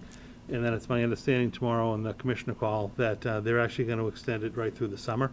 So even if we do summer programming and things like that, that'll be picked up by the state, which is good, so it's not gonna impact us financially at all. Maybe we'll ask if we can get additional testers from the company to be able to have different teams, kind of cover the schools during different hours, maybe particularly at the high school level, as they're now going back to full days. Maybe if during that middle window of the day for like lunch, if students were going to get lunch and they had a few minutes and they wanted to do their test then, maybe that'd be more conducive to them than having to come in a few minutes early to get it done. What we're trying to do now, just because the high school is our first school in the morning, the testers go to the high school first, and then they go to the middle school second, and then they go to an elementary school third. So we have like one team that's covering 3 different schools. But maybe we need to relook at that and see if there's another way to break off a team to kind of just cover the high school, say even for that lunch period time of the day. I don't fully know, but I mean, that is something that we're working on. Because I Okay. want to see those numbers start to increase, particularly if it's not costing us anything. And it really is, it's a no-brainer, and it's very quick and easy, and obviously you saw painless. How's the process going to change now? I mean, I see the way that it works on Monday, Thursday, because we have cohorts. Now we're going to go full weeks. Are they going to stay Monday, Thursday, or are they? No, what we're going to try to do is actually, because we're getting even like on the staffing, they're just testing on the first Right, day. I see that, yeah. So you can see like the Yeah. Monday day is a big day. Right. So we're going to try to lock in with the company to get either, say, Monday or Tuesday, one full day each week, because there are a lot of resources that are even involved, even like, say, on Peggy and our nurses. That particular day does put a little strain on them. So we're going to try to cut it down to like a day each week when they're in the schools. But maybe, I don't want to commit to this, but, we might have a couple of schools on Monday, a couple of different Right, that's schools on what I was Tuesday, and have broader windows. I think the other thing that kind of hurt us, even getting off the ground a little bit earlier on this year, is that, every school district in the state's basically doing this now, and the group that's providing like the oversight and the testers, they're tapped just kind of hiring people. So we finally, after 4 weeks, have a little bit of a routine done. So we'll be able to see where that goes. But we're going to try to cut down to 1 day per week, test all the staff and students on that particular day. And, maybe if we, again, looked at different schools on different days, might be able to have a different block of time to be able to do that. But we're going to, again, right after the break, we're going to put the push on again to just try to get consent and to try to get people participating. And I think we did a frequently asked questions thing around the pool testing. Yeah. But, maybe to just put that out again, maybe people, now that it's in process, they, process the information. I mean, maybe some people still have concerns about the privacy of their information and things like that. So, maybe just to have that available to parents so that they can review it Okay. might be helpful. Yep. No, we're going to definitely keep pushing. The Anything data's else? good. The data we're getting back is good. I just want it to be a broader pool so that we're really, potentially Right. catching people before there's a situation. All right, anything else on pool testing? Vaccinations. So that's kind of our COVID pool testing. Here, vaccination slide, just a quick update for you, because I think it was about a month ago when we last met, and we were just at that point in time trying to work with our staff to get them vaccinated. We had originally asked, because we thought we were going to have access to vaccine a little sooner, we'd ask them all to kind of pre-register with us so that when either the Board of Health at the time had doses, we'd be able to quickly get them moved over there. We ultimately found out that the Board of Health wasn't really going to be able to do that, that we had to work with Lowell General as kind of a regional site to help our staff get vaccinated. We have been consistently pushing information to staff to try to help them get vaccinated. A lot were on their own, able to schedule appointments. The town did have a clinic a couple weeks back. It was their last second dose clinic and ended up having some extra doses for us. We were able to very quickly call, I want to say it was about 50 or 55 staff, get them over there. Sue helped us out, get them their shots. And that was basically the last group of people that we had that didn't have shots already scheduled on their own. So those individuals right now are being scheduled for their second dose, either at the end of this week or early next week. So I really feel like from the school department side, every staff member who has, wanted to get the vaccine, and that is the vast majority, have now either received their first shot or minimally are scheduled to receive it. So I'm very happy about that. I think once we come back from April vacation, some people might still be within their 2-week window, but at least the light is on the end of the horizon on that one. Board of Health has been great. Lowell General Hospital has stepped up and helped us with the groups. And we've just been kind of pushing all the information to staff to keep them updated with where they can get them and trying to help them get them whenever they can. So on the vaccine front, I'm actually feeling very good. I think we've done about as best we can, and we've gotten our staff vaccinated that want to be vaccinated at this point. You mentioned doing the same for students once they're eligible, kind of keeping them. Yeah, well, we're keeping the line of communication going. I don't see the Chelmsford Board of Health getting more vaccine. Right. But like at Lowell General, at that clinic, there's going to have to be a time where I'm hoping the state is going to realize that, like, we have a captive audience in the schools. And it would just make a lot more sense to me personally if, we were able to kind of identify and target the students, say, at the high school who wanted a vaccine to either be, ideally, you would just come to our site and administer it, but if you can't, ideally help us, like, register and send kids over in groups. So, yes, I have nothing definitive right now, but as we get through this spring into the summer, we're going to keep the lines of communication open with Lowell General, and if there's ways for us to vaccinate students before we go back to school in the fall, that's what we're going to be working on doing. Okay. All right, anything else on vaccinations? One more water. Yeah. Thanks. I think Jeff started this discussion, a little bit of the discussion on the vaccination about people's perception that, if you've been vaccinated, then you're not going to wear masks. And what you just said really drove home that although staff may have had one vaccine, they haven't had both in many cases. So, and even students, if they've had one vaccine, they haven't had both. And so it's really important to please still wear that mask. Right. It's about everybody in the community. And I'm hoping everybody sees, because so much is coming up for the end of the year that I think last year so many students missed out on as a result of, just really not adhering as closely as we needed to. And if people could just keep that in mind so that we can have students truly enjoy the end of the year Right. as much as possible, it would be wonderful. Oh, I wholeheartedly agree. It's the battle we're fighting every day.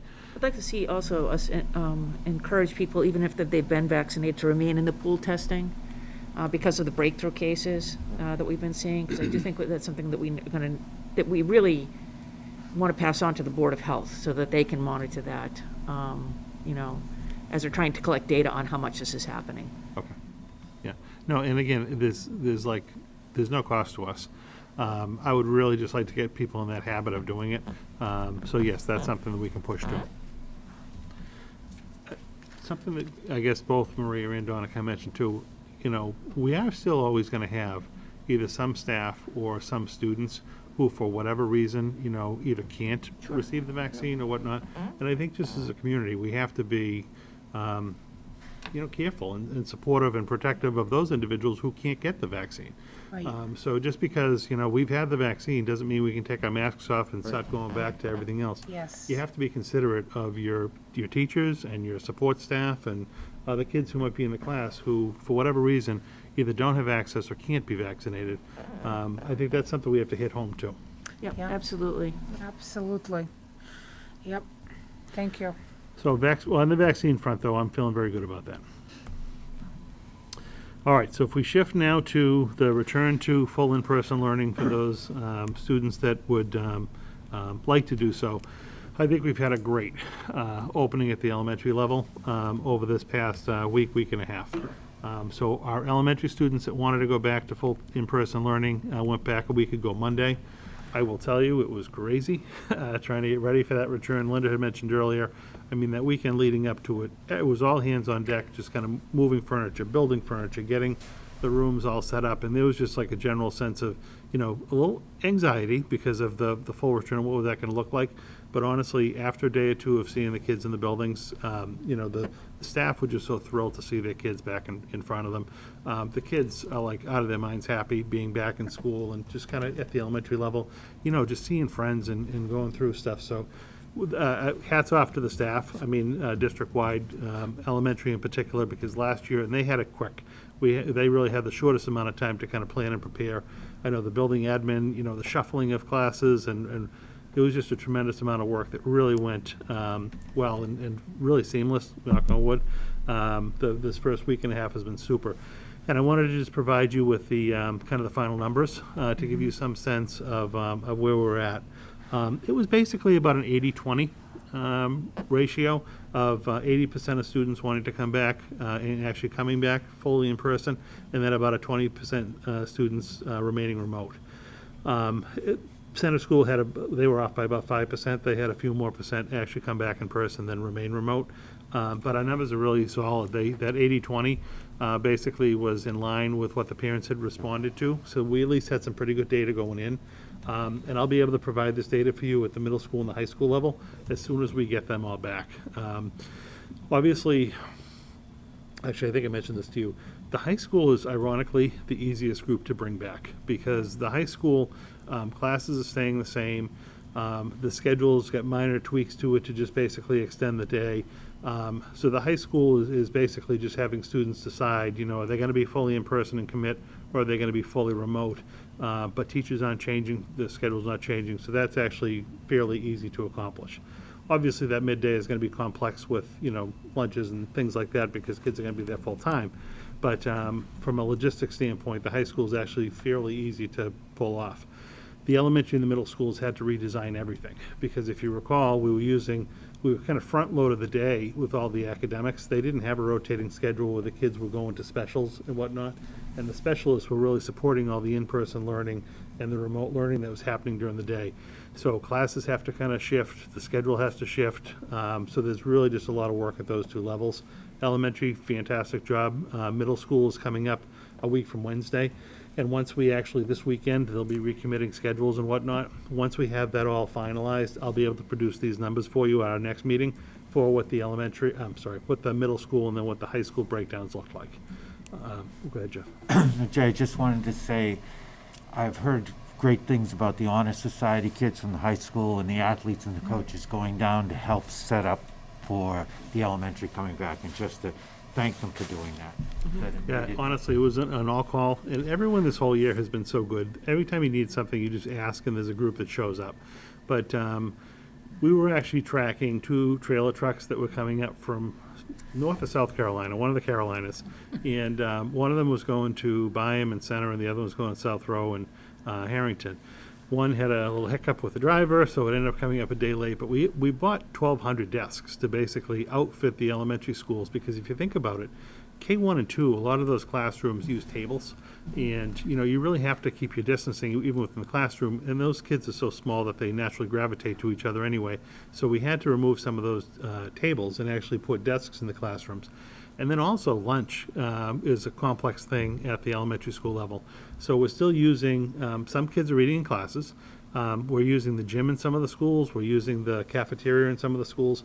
But we actually, because the masks are off during eating, we still had to maintain the 6-foot distancing. And it was much easier to actually do that by having individual desks that we could station 6 feet apart. So we had to build the desks. They didn't come built. So we had to, put the legs on and adjust them and whatnot. National Honor Society at the high school was super. A couple of the different sport teams, I know, and I know I'm going to forget someone, but I did see football, I saw baseball. I'm sure there was another sports team out there building and just kind of lugging all the desks around. So it was quite the undertaking, but everyone stepped up, coaches as well, and advisors, and helped us. So the all-call will be going out again for the middle school and probably over the April vacation week. But everyone stepped up and been super so far.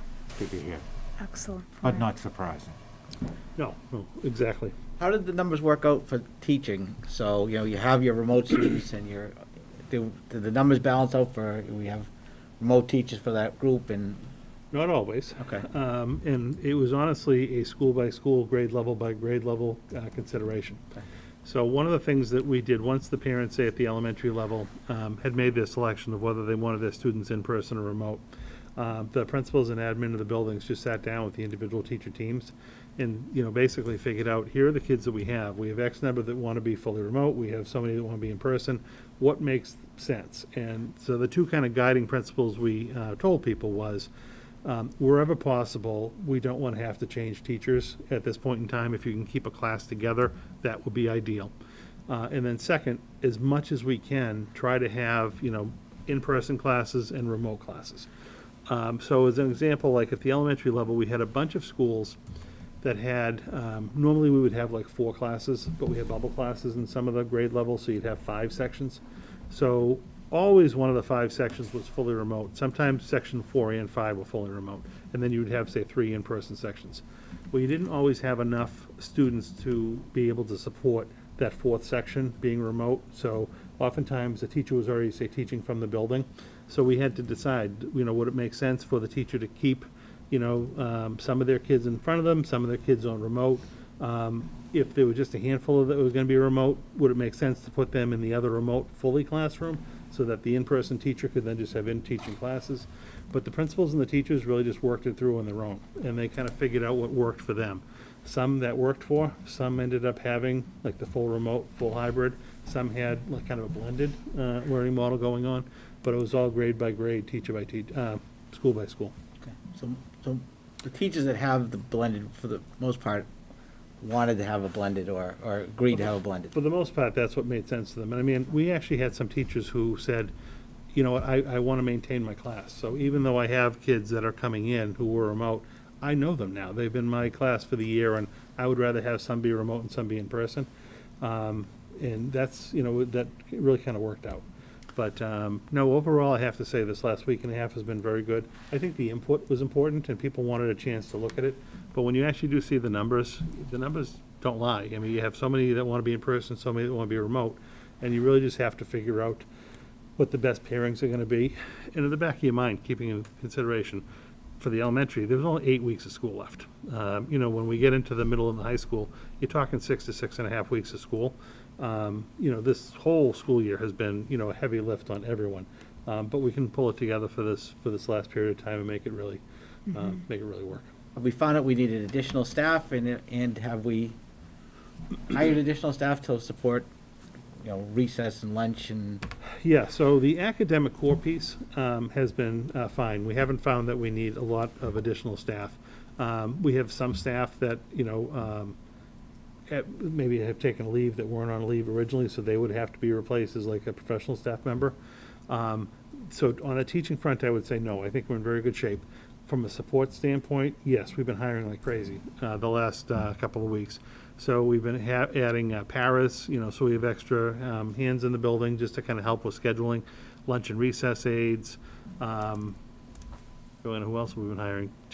All kinds of like temporary interim positions between now and the end of the school year, just to have extra like subs that are building based, just so that we have some flexibility because the amount of oversight with lunching and recess and all of that is pretty extensive.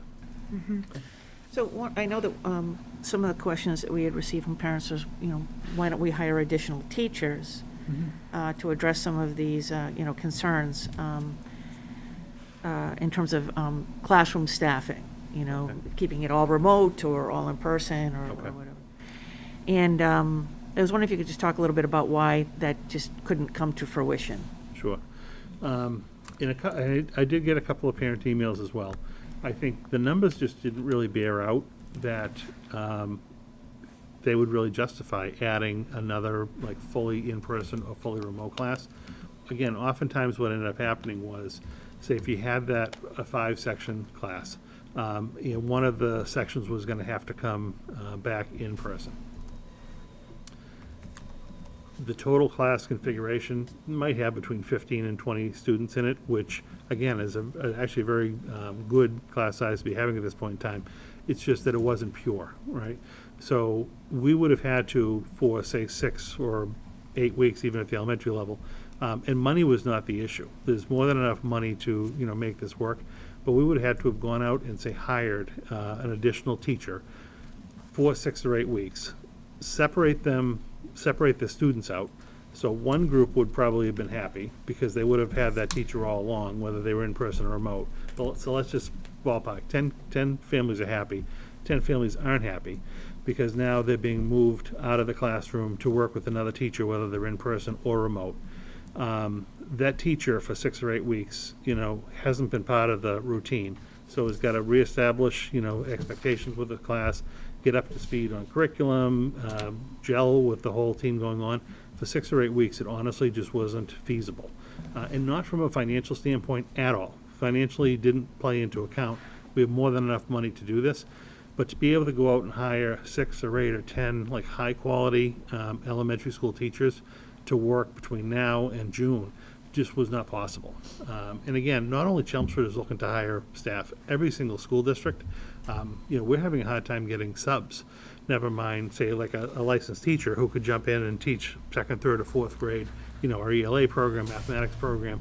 It's just really for the group of students that ended up with that other teacher for the short period of time, I honestly just didn't think it was equitable. And I think we would have had more complaints as opposed to keeping them with the teacher that they knew and doing more of that blended model. Thank you. Okay.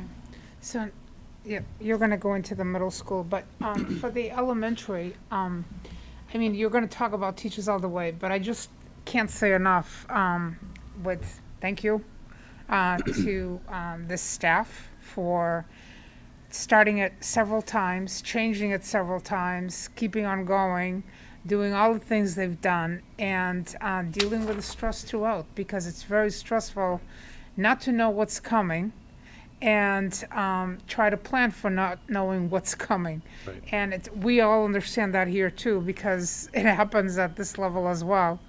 But cannot thank them enough. Yeah, the entire staff. Entire staff, It's all Yeah. staff, yeah. everybody. Yeah. So I will give you the high school and the middle school numbers as soon as they're projected, very similar to this. I'll be able to do that for the next meeting for you. When it does come to middle school and high school, again, we knew that Wednesday, the 28th, was kind of our deadline to provide the 5-day full in-person learning for students who wanted it. So that was solidified in the agreement with the union.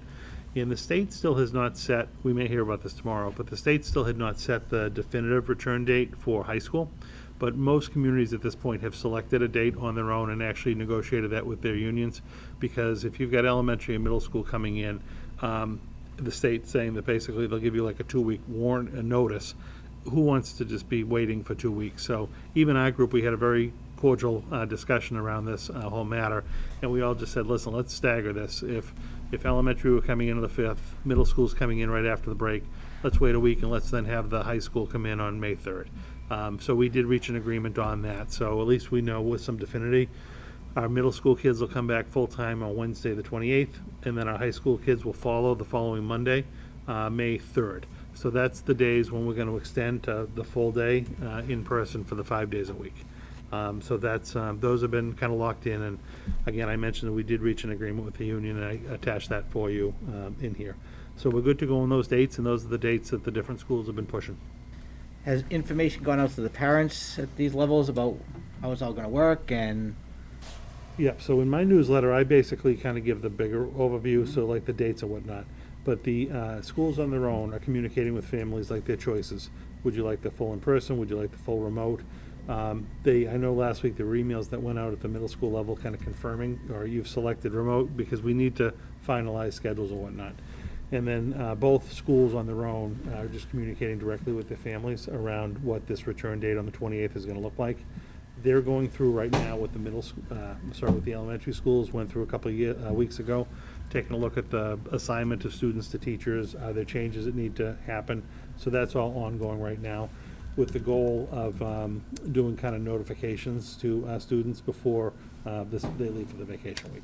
Are they gonna have any sort of parent meeting? I know the elementary schools, they had some virtual meetings and all, are they Yeah. gonna, especially at the middle school level? I'll find out for you. I honestly, that one escapes me. Okay. I'll find out if they were having like an informational. Right, exactly. Meeting for the parents. Do you happen to know, Yeah, Linda? we off the top really of your should head? have one in the Right. middle school. It seemed to be very appreciated at the Yeah, elementary school. absolutely. And Oh. the other thing too is, I'm a little concerned about, I think one of the notices that went out from one of the middle schools said that the final schedules wouldn't be ready till the 26th of April. That seems to cut it a little bit close, and I know there may not be major changes, but, yeah, I think people are feeling very anxious and stressed about, this return to school. And to wait till the 26th, I don't know, seems, I wish we could have gotten them out sooner, Yeah, there could be a couple things going on though. So I mean, let me do a little legwork on that. I think the schedule itself has to change, and someone has to physically go in to each record and basically update the schedule. They want the schedule in X2 to basically reflect a full day now, and the students are going to be rotating again to specials and core classes and whatnot. So what they may be indicating is like the actual schedule of like where the students rotating during the day, they are going to be working on it over April vacation. So I mean, that might not be that far off. But I thought, and again, I'll confirm this for you tomorrow, that students were at least going to know before they left for vacation if there were any changes to staff. So they might not know, until over the break or at the end of the break, exactly what the order of classes during the day is, but they would know who their teacher is. Okay. But I'll confirm for you tomorrow. I think that's a good start. Like I said, I think that it's very stressful for everybody, It is. and I think the more that we can do on our part, especially since, we've had a little bit more time with the middle school than we did with the elementary school, to get these things in place, I think that, the more reassured parents are going to be. Right. And, that I think that it's going to be less emotional stress on the kids. Right. I will just say, and then Linda can speak, the middle school has a much more complex schedule than the elementary school does, though. Even just like when it comes to specialists and how the specialist rotation works and what classes the students take, it's much different than, like, say, at the elementary school level. If you have, first grade, one class might be going to art, while the other is going to music, and one's going to phys ed. Where at the middle school level, you've got leveling of classes, you've got, different types of, say, music and chorus and band and things like that. It's just more complex. And it does just take a little bit longer. Thank you. Linda? Yeah, I just think one of the other nuances too is we're in the middle of a marking period. So you have to close out that marking period, because if anybody were to make a move, right, they need to close that out. The other part is because we already have built the schedule and committed it, we've also committed that to DESE, as well as like what students are with what teachers. So once that's done, you have to then go back in and rebuild the whole schedule. So I do know it's cutting it short, but if they don't run their bell schedule up until the end of this week, then they would have an unfit schedule currently just to finish out this week, so that over the vacation week, they plan to go back into build and reconfigure this and make sure that we don't have too many errors at the end of the school year when we report out too. So maybe one of the things that we could think about doing in the future then is for the middle school administration to just say, look, this is why it's going to take longer. So the parents understand, just how complex it really is. Instead of just getting, a notice that your schedule will be ready on the 26th. I think that sometimes, I found, and I think everyone would agree, that by and large, our staff and our families and residents have been very understanding when we provided them with information about why things are kind of going the way that they're going. And I think that we need to do a better job of that. Like I said, just kind of making them aware. Sometimes saying we don't have an answer is better than not saying anything at all. Other questions on that? Just, at the middle school level, those are the number of comments I've gotten the most as well, that there hasn't been sufficient communication to let people know what they can anticipate. But I think the other thing for us to consider that's really important is that this level is very different from elementary in terms of the student themselves. We're talking about, young people who have a lot more to do, peer pressure, have a lot more social, emotional, different needs than children at the elementary level. And where, the input from the parent, the sense of frustration to the parent or the person who's in charge of making that decision is a lot greater. So I think, getting the most information, even just letting them know, we're not gonna, this is when you're gonna know, but, it's too close, that's just too tight us to figure out.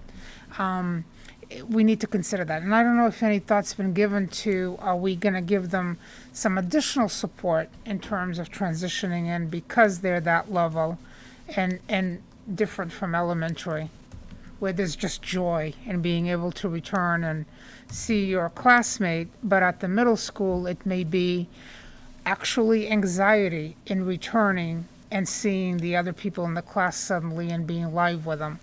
So I think we need to think about that and what are we doing about it? Well, no, I agree with you. I think there's a little joy and anxiety everywhere. Even at the elementary level, some kids are still, anxious and staff are still anxious. So we have that very same situation happening at the middle school. But no, I take what you're saying. Thank you. Thank you.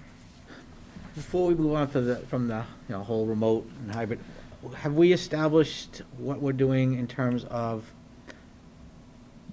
verification of quarantining? So I know if you're remote, you're remote. If you're in, except if you're quarantined. Have we established how we're going to verify and, versus somebody just calls in and says, oh, it doesn't feel good, I'm keeping them home.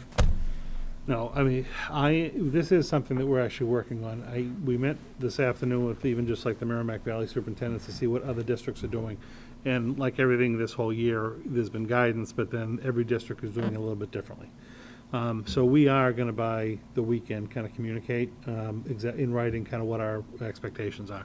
What I'm feeling at this point is any student who obviously contracts COVID, is COVID positive, would be able to remote into a classroom, and our teachers would have to do the synchronous instruction with the student. As well as if someone is obviously identified as a close contact by us, then that's very easy to confirm. They wouldn't need additional documentation. They could remote into the classroom. The catchy piece has been the people who are a close contact of a case outside of us, like a community type case, and allowing them to come in. So I believe what we're going to end up doing is, because again, it's a little bit of catch-22. You don't want to exclude them because then they potentially would come to school sick and risk infecting the class. So we will take, I believe, and this is what I'm going to kind of write up, if they've been identified by a board of health, by a physician, which either we can call a board of health and confirm, or a physician could give a doctor's note that they're a close contact of an outside case, then they would also be allowed to remote in. Those are going to be the two exceptions when people can actually remote in and have the class going. The question has come up, recently around travel. Well, I plan to travel, over April break, and when I come back, should I keep my student home and have them remote in, or if I'm going to get a test when we come back, should they stay out until they get the test results? I think we just need to be more black and white about it, because honestly, there is always going to be, and what Desi is saying is we want to go back to almost like pre-COVID and what the fall is going to look like, and we're not going to have the electronic option or the remote option in the fall. So those students, it would just be a traditional sick day. They would just stay out of school and they would not remote into their class. So it would have to be, you have COVID, which even if you have COVID and it's an outside case, the doctor or the Board of Health would confirm for us. Or if you're a close contact of us, that's the documentation. Peggy would know it. Or if you're a close contact from an outside source, it has to be documented or verified by either the Board of Health, where they've identified you as a close contact, or their physician. Okay, so say a kid, wakes up and he's got a little bit of a cough, and the parent says, oh, I don't know, she would have to, or he or she would have to bring him to the doctor, get a COVID test before they could remote in. That would just be a regular sick day. That would Right. almost just revert back to like pre-COVID. Yeah. If you're just not feeling well, and you don't come to school if you don't feel well, you just take a sick day. And if you want to go to a doctor and have a COVID test, or if you think you have a strep throat or something like that, you could do that. But that would just be a sick day. You wouldn't be remoting in. So, okay, so like, let's say it's a cold or seasonal allergies. Yeah. Okay, so you have COVID-like symptoms, you go to the nurse, they send you home because you have COVID symptoms. Now you can't return to school without a test? Like, you could come back the next day, but you're gonna get sent home again because you still have the same symptoms. Like, how do you know what I'm saying? Like, Now, the child, until they can come back to school, either has to have a test or quarantine, but they never really had COVID, they just had some other illness. No, we're not saying you have to have a test to come back. Okay, all right. The doctor's office would have to advise the family with what they recommend. But if you're sending them home because they have COVID symptoms. No, I didn't send them home. Oh, okay, you're not sending them home. No, they just woke up and, No, I meant they're in school. They've You got do the another runny scenario where nose, they, you somebody's know. in school, got the sniffles, they go to the nurse, sends them home because they don't know if they have COVID. Right. I mean, there's a million scenarios. Right, well, that's a problem. We're like diving down a rat, I mean, Well, like, one kid. yes and no, There's like you 6 know. weeks left of school, right? I mean, if somebody has COVID symptoms at school, and do we have to send them home or not? Do they have a fever, they come to school? we're talking about whether they're allowed to remote into the class or not. Okay, so can they remote in? No. Okay, then it's a sick day. Okay. If- I if- worry for these kids, like I said, you know, maybe they come in with the doctor's note saying it's not COVID, it's seasonal allergies, or, Right. you know, it's a cold or something, but, you know, I don't want kids inadvertently to be sent home and not have access to, you know, school because, you know, they have COVID symptoms that aren't necessarily COVID. Right, but I think that's where the parent is gonna have to intervene with the doctor. Like, I know, you know, one of my own kids Right. has always had bad allergies. Oh, So I know, I know what the yeah. allergies, I have allergies. too. Right. If I suspected that it was anything more than that and I bring him to the doctors, I'm just gonna have him stay home. I'm gonna have him have a COVID test. You know, he's not gonna go back to school until the COVID test comes back negative. But that's how I would do as a parent. But I wouldn't expect in that situation, the teacher to have to live stream the class because I've elected to have my son stay home for the day. This is what it comes down to. Are we gonna have, because basically at that point, if we just allowed people to stay home, elementary, middle, and high school, and say they just wanna join remotely, all of our teachers are gonna have to be doing the dual teaching the whole Right. time all spring. Right. So I don't think anyone wants that, right? No. So I think what we're looking at is if you're truly just sick, that's fine, because in the fall, we're not gonna have this option. You're just not coming to school. Right. You just take a sick day. Yeah, and I think as long as we kind of explain the rationale to parents, I think that's fine. You know, I think it's just, you know, I think it's such a weird, Well, coming up on the break too, I Yeah. do want to have the parents have some black and white kind of clarity. Right. So that, you know, that will be going out this week. I'll be hitting on that in the newsletter, just going into the break. And again, the perspective of, we really do have six to 7 weeks left by the time we get back. It's not going to be ideal for anyone. We don't want people coming to school sick, but at the same time, we need to kind of get back to more normal and also prepare for like the fall and what the fall is going to look like. And we're not going to have the remote in option in the fall. Great. All right. So we have the dates for middle and high school. And then, and actually this speaks to the concern earlier today, just a couple updates for you around the high school. So we have talked about, you know, transportation. Elementary, middle school, we're actually doing fairly well. So, and again, Joanna and Peter in transportation, you know, opened up registration. We had more kids, elementary and middle school sign up. I think we're in fairly good shape as far as those bus runs are concerned. At the high school level, we did not do traditional high school transportation all year. We did shuttle runs, basically from the outskirts of town into the high school in the morning, and then we reversed out in the afternoon. We have had a number of students. It's not been a tremendous showing of students participate on those runs.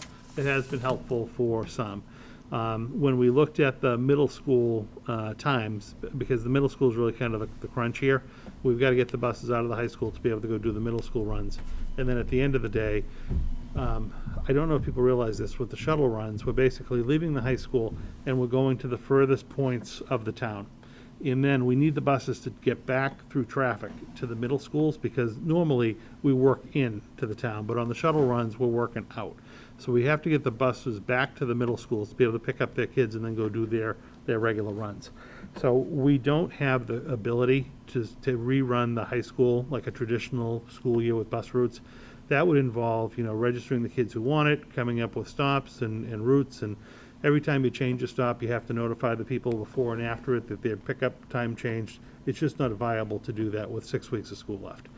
But what Joanna and Peter did do is they took a look at where the students are typically located for high school runs, and they've been able to add on the main run itself. They've more than doubled the number of stops that we're going to have on the way to the high school that we think is going to be helpful to most high school families.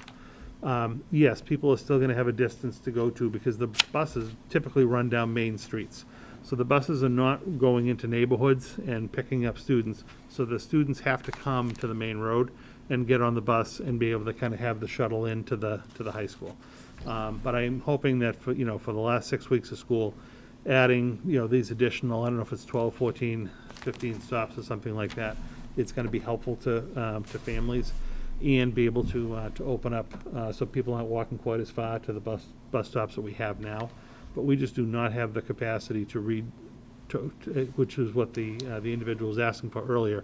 We cannot go back to just regular high school transportation for 6 weeks of school. It would just take us way too long to, to do that and to make it even doable.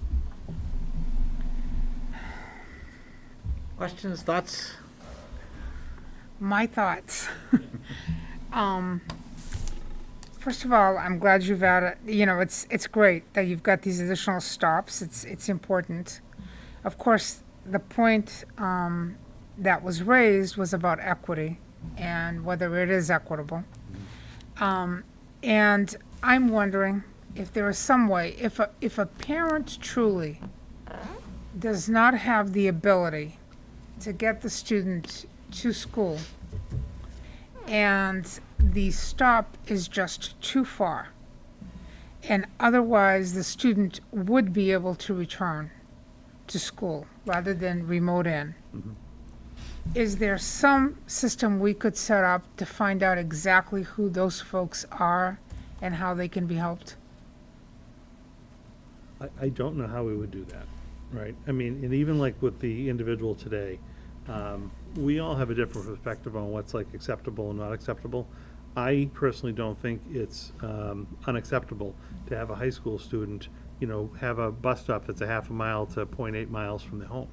I think that's tougher for an elementary school student, but for a high school student to, walk a half a mile to the bus stop, I don't think is too much to ask. So I think there's gonna be some families that are gonna think, a quarter mile is too much, when another family might think a mile is too much. Like, I don't know if we're gonna be able to find that happy medium, but if we just put out a call saying if someone has trouble, let us know, we could be just individually routing buses, for 6 weeks of school at the high school level. I don't know what the need is or what the ask is on that front. And I don't wanna set up some kind of false hope that we can, we just do not have the capacity to be running a traditional high school bus runs for 6 weeks of school, given the setup that we currently have in place. I just don't wanna set up false hope. Okay, any other questions, or thoughts on transportation? I mean, you help me too. I mean, how else would we do it? I just don't know. I'm not trying to be difficult. I No, just I don't know understand, how to. I do it. understand what you're saying. I mean, people can always email and let us know what the need is and, Right. try to figure that out. I mean, here's one suggestion, right? If, again, I just do not see any scenario where we're gonna start winding buses through neighborhoods, right? For 6 weeks of school. I just don't see it happening. If let's say that particular parent or another parent said, you're driving, this is the main road anyway. It's just shorter for my student to get on here as opposed to somewhere else, and the bus is still on that main road. Would I entertain that or look at that? Potentially, but I don't think that's gonna solve this person's problem. But we have to keep the buses on the main roads coming in and just not getting into the neighborhood transportation that we typically have. Yeah. But in a situation like that, I mean, people have reached out, so I think that's the good part, right? They've reached out to you, they've reached out to me. We at least have that information, and that's something Joanna and Peter, can take a look at. And I don't know if on a one-off, someone might end up getting, helped in some way, but I don't see it as across the board. I don't think we're not gonna get back to regular high school transportation for 6 weeks of school. Can they It's also, not even 6 weeks for the seniors. I mean, they're done on those. Well, the seniors are 4. No, the seniors are 4 weeks, and everyone else has, They're going back, the 3rd to leaving the 28th again, and they're done? I wonder if people would be better off maybe reaching out to their own school administrations, because, maybe they can put them in touch with someone who's commuting from that area that, I don't know, yeah. that, may not be, may be willing to provide a ride or something along that lines. If people do have, I mean, do you know off the top of your head, Joanna, has Peter received a lot of emails from high school, either students or parents, with this concern? Not really. But, and like Dr. Lang said, we really did look at the map with all those little dots and said, you know, how can we still keep it express? Because if we do too much, it's going to be sooner than 6:45 a.m. And like Dr. Lang said, the whole getting ready for the next run. And, you know, hopefully this does scoop up more. We're at 126 students, and see how it goes. And of course, we're, you know, open to doing things better, but we can't do too many more adjustments. The other thing is just like for practical purposes, when you develop a bus run, and I don't, again, some parents I think, or even like students, look at a situation, obviously, and I would too, how it affects me. But if you make a bus change, like, and there's already an established route and people have schedules done around that, and if I know the bus stop is coming to a particular street at 7 o'clock every morning, but then, you know, and it's stopping elsewhere on the way into school, at this point of the year, I kind of know, all right, 7 o'clock, I got to be at the bus stop. If we add 2 or 3 stops before that, then we have to go back and notify everyone else down route that their bus time is going to change. So instead of, say, 7 o'clock, you might have to be 7:05 or 7:10, or it could need to be the other way around because of the way the buses are stopping. So even if you're trying to help one person, you could end up impacting everyone else on the bus chain, and that can be upsetting to people's schedules too. So you might try to help one person, but you might hurt 2 others. There's no perfect piece to this. I know it's frustrating. It's just, I think we're all looking forward to, we're almost like there. this close. It's We're all like looking literally forward to 20 next days fall. we gotta figure out for the high school students. Well, yeah, it is, but those 20 days could be extremely important to a kid to be there in person, to a young person to be there in person. So anyway, understood. You've answered it and what you can do. And people are reaching out, right? So I mean, Okay. I know they reach out to you. Forward me emails you get, forward them to Joanna and Peter, and if we can help an individual, we'll try. But I just didn't want to set the expectation that we're going to all of a sudden have like traditional high school bus runs, okay. just for the rest of the school year. And I do, a few people have reached out to actually say thank you for the new runs that, you know, that actually helped me quite a bit. So we're happy. We're happy that we could do that and not really change a lot of other people's. I'm saying thank you for that too. I appreciate Oh, that. no, I get That's that. great. Yeah. So we've got a couple of things, just again, high school senior related that are going to be coming up. So as John mentioned, the last day for seniors at the high school is going to be Friday the 28th. They have their senior car parade on the 1st. And in lieu of a prom, which it just does not look like we're going to be able to pull off a prom this year, the high school and the seniors are looking at doing a senior send-off at using Kimball's as an outdoor venue, because Kimball's, if you're outdoors, you have different restrictions than in person. They had polled the senior class to see if they would like to have this event, and again, about 84% indicated they would, and they would attend if it was offered. A number of students indicated that they wouldn't, and then a handful hadn't responded yet. But 84%, were open to this. What the high school is going to have to look at is, again, just at the time, taking a look at what the requirements for gathering sizes are, and, potentially minimally have this be a 2-night event. It could even become a 3-night event. And I know that they've talked about, because seniors are going to want to go with friends, so maybe allowing almost like you kind of buy a ticket for a particular night, so at least you'd know you'd be going with some friends that you knew were on that particular night. But I don't see a scenario, and the high school didn't either, where they're going to be able to do all the kids at the same time. So this will likely be a 2 to 3 night event, kind of a senior send-off, senior celebration, in lieu of in the traditional prom. And the one thing that we did finalize is the high school graduation is going to be on Saturday, June 5th. It's outdoors at the stadium beginning at 10 a.m. The rain date would likely be Sunday. So we're hoping for good weather on Saturday, June 5th, but we do have a firm date for the high school graduation. So the high school is just working through, stage, because now we've got to bring in staging and sound and, power and all that kind of stuff to the stadium. So it's gonna be quite an undertaking, chairs and everything. But we do have a solid date, and I know that, what? Jeff can do it. We used to run that for years, so I know. So we have that coming along.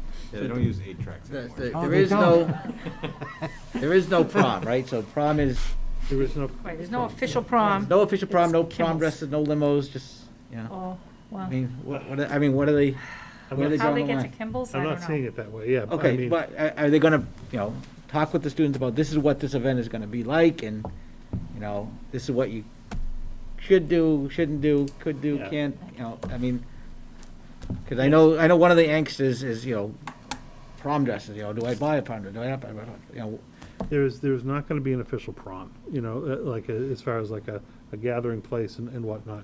Some people may have already bought their prom dresses, like, I don't know where that's gonna stand.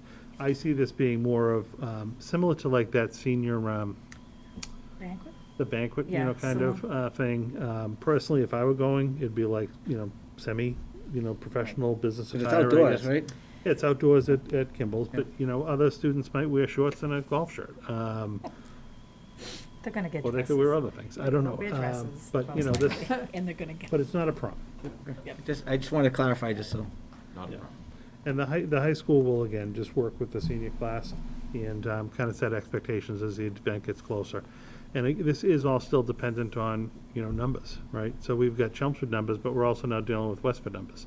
So we're gonna have to kind of keep on the back of our mind what's happening in Westford, because, the event's in Westford, so.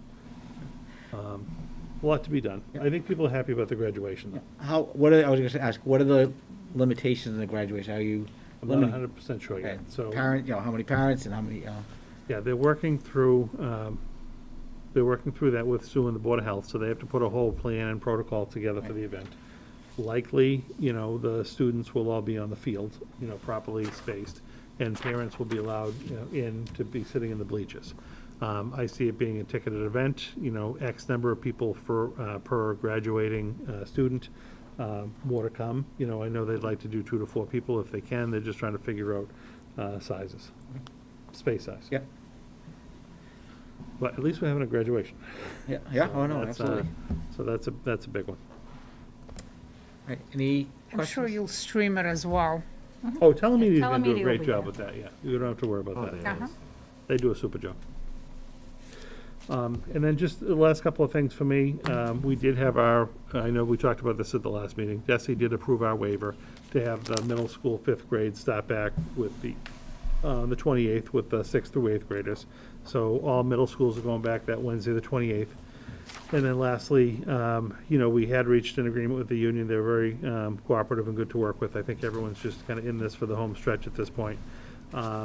Where, again, we talked about the return dates, so we have those firm dates for elementary, middle, and high school. We're also reducing the distancing from the 6 feet to 3 feet in the classrooms. As Donna noted, that is going to increase, the number of close contacts when that happens. But we were able to work with them and solidify this in agreement that'll get us through the end of the school year. So those are my updates. Yeah, and on that too, the whole COVID recovery, Yes, that was for something for staff. So we obviously encourage staff to go get the shot. And if they were able to book their own appointment during the workday, we wanted to work with them and let them leave and come back if they were feeling well. And in the chance that they weren't feeling well, kind of give them the day after to recover. So that's a retroactive thing because some people had already received their shots. Some people are fine and they don't need it, but if someone gets sick, it's almost like an extra sick day, just that's COVID related. So we'll be able to track that at the end and tell how many people actually took advantage of that or not. and do we have any staff come back out of leave? I know that was another issue, allowing We staff had to come some back from leave. We if did, we they- had some support Okay. staff that actually came back, which was good, Okay. because we needed paras and lunch and recess aides. I think what we're waiting for too is, they've told us, but like some parents that might have been a lunch and recess aide, now if their students are coming back, full-time, they're now able to come back, so that's gonna be helpful to us. So we're gonna be adding some bodies. You'll see, the personnel report at the next meeting won't be too bad, but the one after is gonna have a lot of these kind of interim positions, just to help us get through June. I'm sorry, I forgot to ask this when you talked about elementary return. A couple of the questions I've gotten is, what's being done for cleaning the playgrounds? Are we doing anything extra And making sure the elementary school playgrounds are being cleaned. I will Or find out. are they in use at all during the school? Are they going out to recess? What's going on with Yeah, that? they are. I will find out for you. And I mean, Brian has a whole cleaning protocol. Okay. I just don't want to If misspeak, you could, but I'll find out and I'll shoot you those an are some of email. the questions. And I think it's because people are seeing it in other towns. So then I ended up getting that question. Yeah. So that Let's was, get you the actual protocol. and that was and we don't have a personnel report? No, next meeting. No, It's every other at meeting. the next meeting. Okay. Yeah. All right. I just want to echo what Superintendent said. The union group was very, very amenable to, they understand that, this is what came down from DESI, and they were very, very flexible in terms of working to Right. come back. So, I just want to compliments to that group, because they really did come in with a, Been very flexible this very year. flexible, very reasonable, and I thought it was a very productive meeting, so. All right, any liaison reports? Jeff? The high school PTO tomorrow is doing for faculty and staff a beach-themed grab and go. And they also they've had all kinds of donations of food and goods. And they have a donation of 50 gift cards for a raffle. And the PTO is still discussing ways in order to celebrate the seniors. So that's, I feel badly because the PTO has always worked for the after-prom breakfast. In the past 2 years, they haven't been able to do that. The Alumni Association, Hall of Fame, it's on hold till they can hear from UMass Lowell when they can get a date in order to hold it. And there will be no scholarship night, but they are in the process of working through the scholarship process. Repeat the word twice.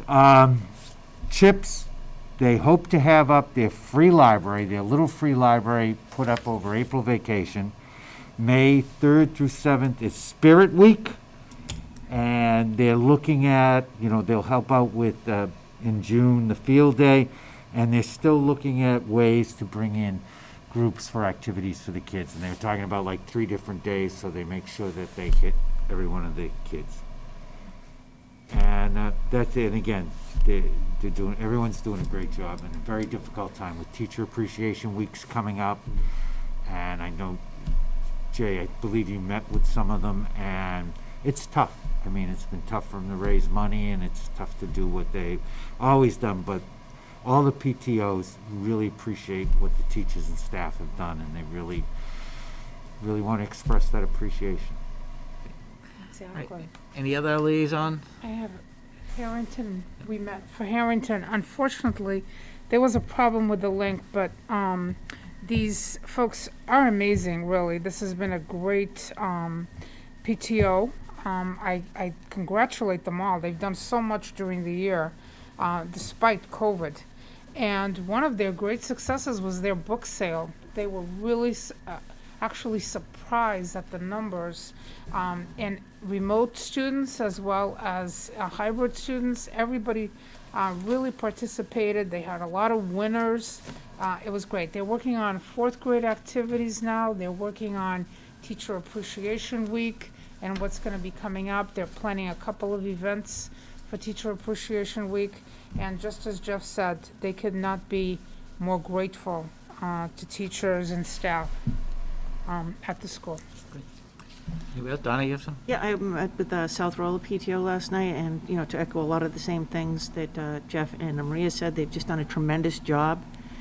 They had a Zoom dance party on the 26th, which, they had people coming in and out to participate in that. Not to brag, but they did win the fitness challenge. You never send me the link, that's So, why. Shucks, I forgot. But they continue to, you also received your invitations, I believe, for the staff appreciation. Right, so, they, like all of the PTOs in town, have done a tremendous job under very different circumstances of trying to have families and kids remain engaged in the school community. Anybody else? No. I just mentioned Center School has their PTO meeting tomorrow night, so I'm sure I'm going to hear all the same great things about what they're doing there. So. That's great. All right, any new items people want to mention? Go ahead, Donna. No, you had that, it's under public input. We had that, an email that we're supposed to. Yeah, I'm gonna do that in read. Okay, public, great. yeah. Is that Okay. related to the chips? Yes. Okay, Yeah. that's what I was gonna Yep. ask about. We have a meeting in a week, right? 2 weeks. In 2 weeks, Yeah, okay. next week's vacation. Right. I would like to see us really look to see what's happening in the social emotional area, the guidance area, the whole area of, how we're gonna keep mentally sane. And it's not, this is not a comment about teachers, about staff, about students, about parents. It's about all of us who have been dealing with every single thing that's gone on during this year. And just what's our plan for dealing with this and helping these folks as, these 5,000 students and their families and us as a community. And I'm thinking of us too. So if we could soon bring that into an agenda as a discussion item, I think we would be doing us all a great favor. Are you looking about like transitioning into next year? And also, as we come into transition into this end of the year, and as we, go out into the summer, what are the gaps we're gonna be dealing with and helping to prepare for the transition into the coming year? I think that this would be really important. Yeah, I don't see this summer as being like, how we typically would have a summer break. I kind of see it as a bridge, more and, what do we need to provide in terms of academic services or social emotional services, directly or indirectly. And I do think, we're trying to get up and running with this return to school, but we really need to start thinking about starting to plan for September and like what are our plans going to be for that as well. So, yeah, I think, I can't even, it's a weird, and I hate saying this word, it's a weird pivot from, reopening to closing to planning for September, all in a very short amount of There's time. not going to be a lot of downtime. Right, exactly. Yeah. All right, any other new items people want to? I just want to mention a couple things. I believe we're going to do our book meeting at the next. Yes. So we'll do a schedule like a 5:30 Yes. book meeting. Wanted to mention if anybody has the time, MASC is doing their Day on the Hill on Friday. It's Yeah, during the I morning and the registered, afternoon, so, yeah. it's Sign kind of up. tough. It's all remote, but if anybody's interested, there's information all day. It's all day. I Starts like registered, but I didn't receive any more information other than that. Yeah, 9 to Yeah. something, 9 to 3. Postcard I got that, and I Okay. registered, and signed up for but I it. didn't get any more information. They said another email be forthcoming, so. Yeah, so, yeah, I don't know if you're in the same situation. I can't take a day off the day before vacation, Yeah, so. right, no, It's I kind of a can't. weird, it's just So I'm how. trying to tune in when I could. but- Right, yeah. So I just wanted to mention that. Also, we got the resolution book from MASC. If anybody interested in proposing a resolution from the committee, if there's something that really you think we could, get in front of as a committee, by all means, we can talk about that. So I just, happened to be on my desk before I left, so I threw a note down. And last thing, I just wanted to mention that it appears town meeting is being pushed till June 17th, so it's not going to be our traditional April. They're going to do it at the high school, from what I understand, at the gym. Do the gym again. So that just means, in terms of approving our budget and all that whole process, it's just going to be pushed along a little bit more, so What do we just do, month-to-month budgets until we get to it, or? we're still good. Well, no, because it's July 1st is when the fiscal year starts. So like last year when they bumped the April meeting to June, we just need to make sure we get it done before July 1st, but I think that'll be fine. That'd be good, okay. Yeah, we're just working with them to schedule the space. Okay. Anything else? I'm gonna hit you up with one more thing. Okay. Which is that I know before COVID and this craziness of this year, we had talked about a workshop for us as a committee.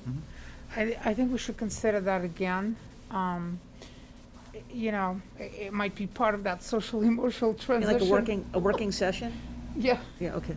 a working session or a workshop, whatever, terminology. It would be good for us as a committee to do that. If there's a particular focus you want, let me, we can Okay. look stuff up. I know I mean, it would MASC be for all of has some us. stuff, outside groups we can look at. But if there's a particular focus that, that we could Okay. have for the workshop, that'll probably make it. Yeah, I think that, it would be a good opportunity for us to set our goals. I also think that it's been a heck of a year, and I think, take a step back, what do we need to do to improve, communication, teamwork, all of those kinds of things that we would typically, evaluate, but especially after this year. Yeah. Yeah. Just get through this year, right? Yeah, I know. All right, any other new items, action items? Okay. I do have one public comment. Somebody asked me to read it at the end of the meeting because it wasn't on the agenda, so I will read it. It says, this is from Miss Jill Commons, and I apologize for having the wrong name on my return email.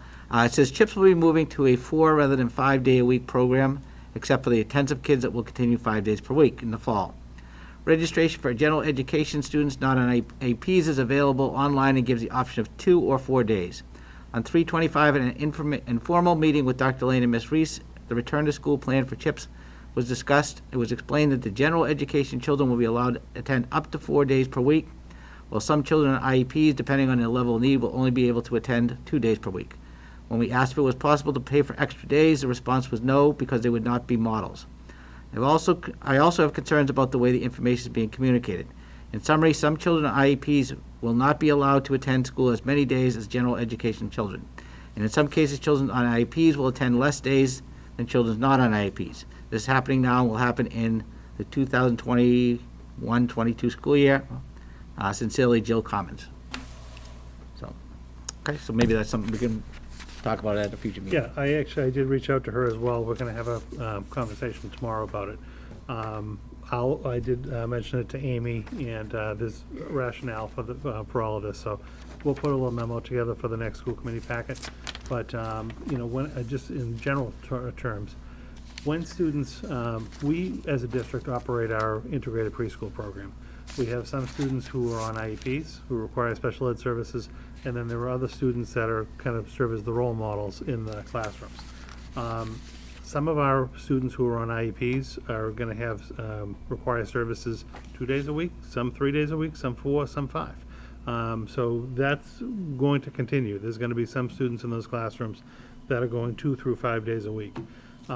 The role model students typically are in the classrooms. I guess the reason, and again, this will be in the report, the reason that a student on IEP can't necessarily be considered a role model in the other 2 days is because they do have a disability that's identified in the IEP, so they wouldn't be a role model to the other students who are in the class. What we have done, and I think it's actually worked successfully this year, is if a student does want a full option in the program, they could do their 2, 3, 4 days at CHIPS and then enroll that other day at Lions Pride in the same building. And it's my understanding that that's actually worked for families. So let me have a conversation with this parent tomorrow. Amy is going to pull a little report together, and we'll put her on the next school committee meeting. We can talk about it as a group, kind of the rationale, the reasoning and whatnot, and see how we can work on this.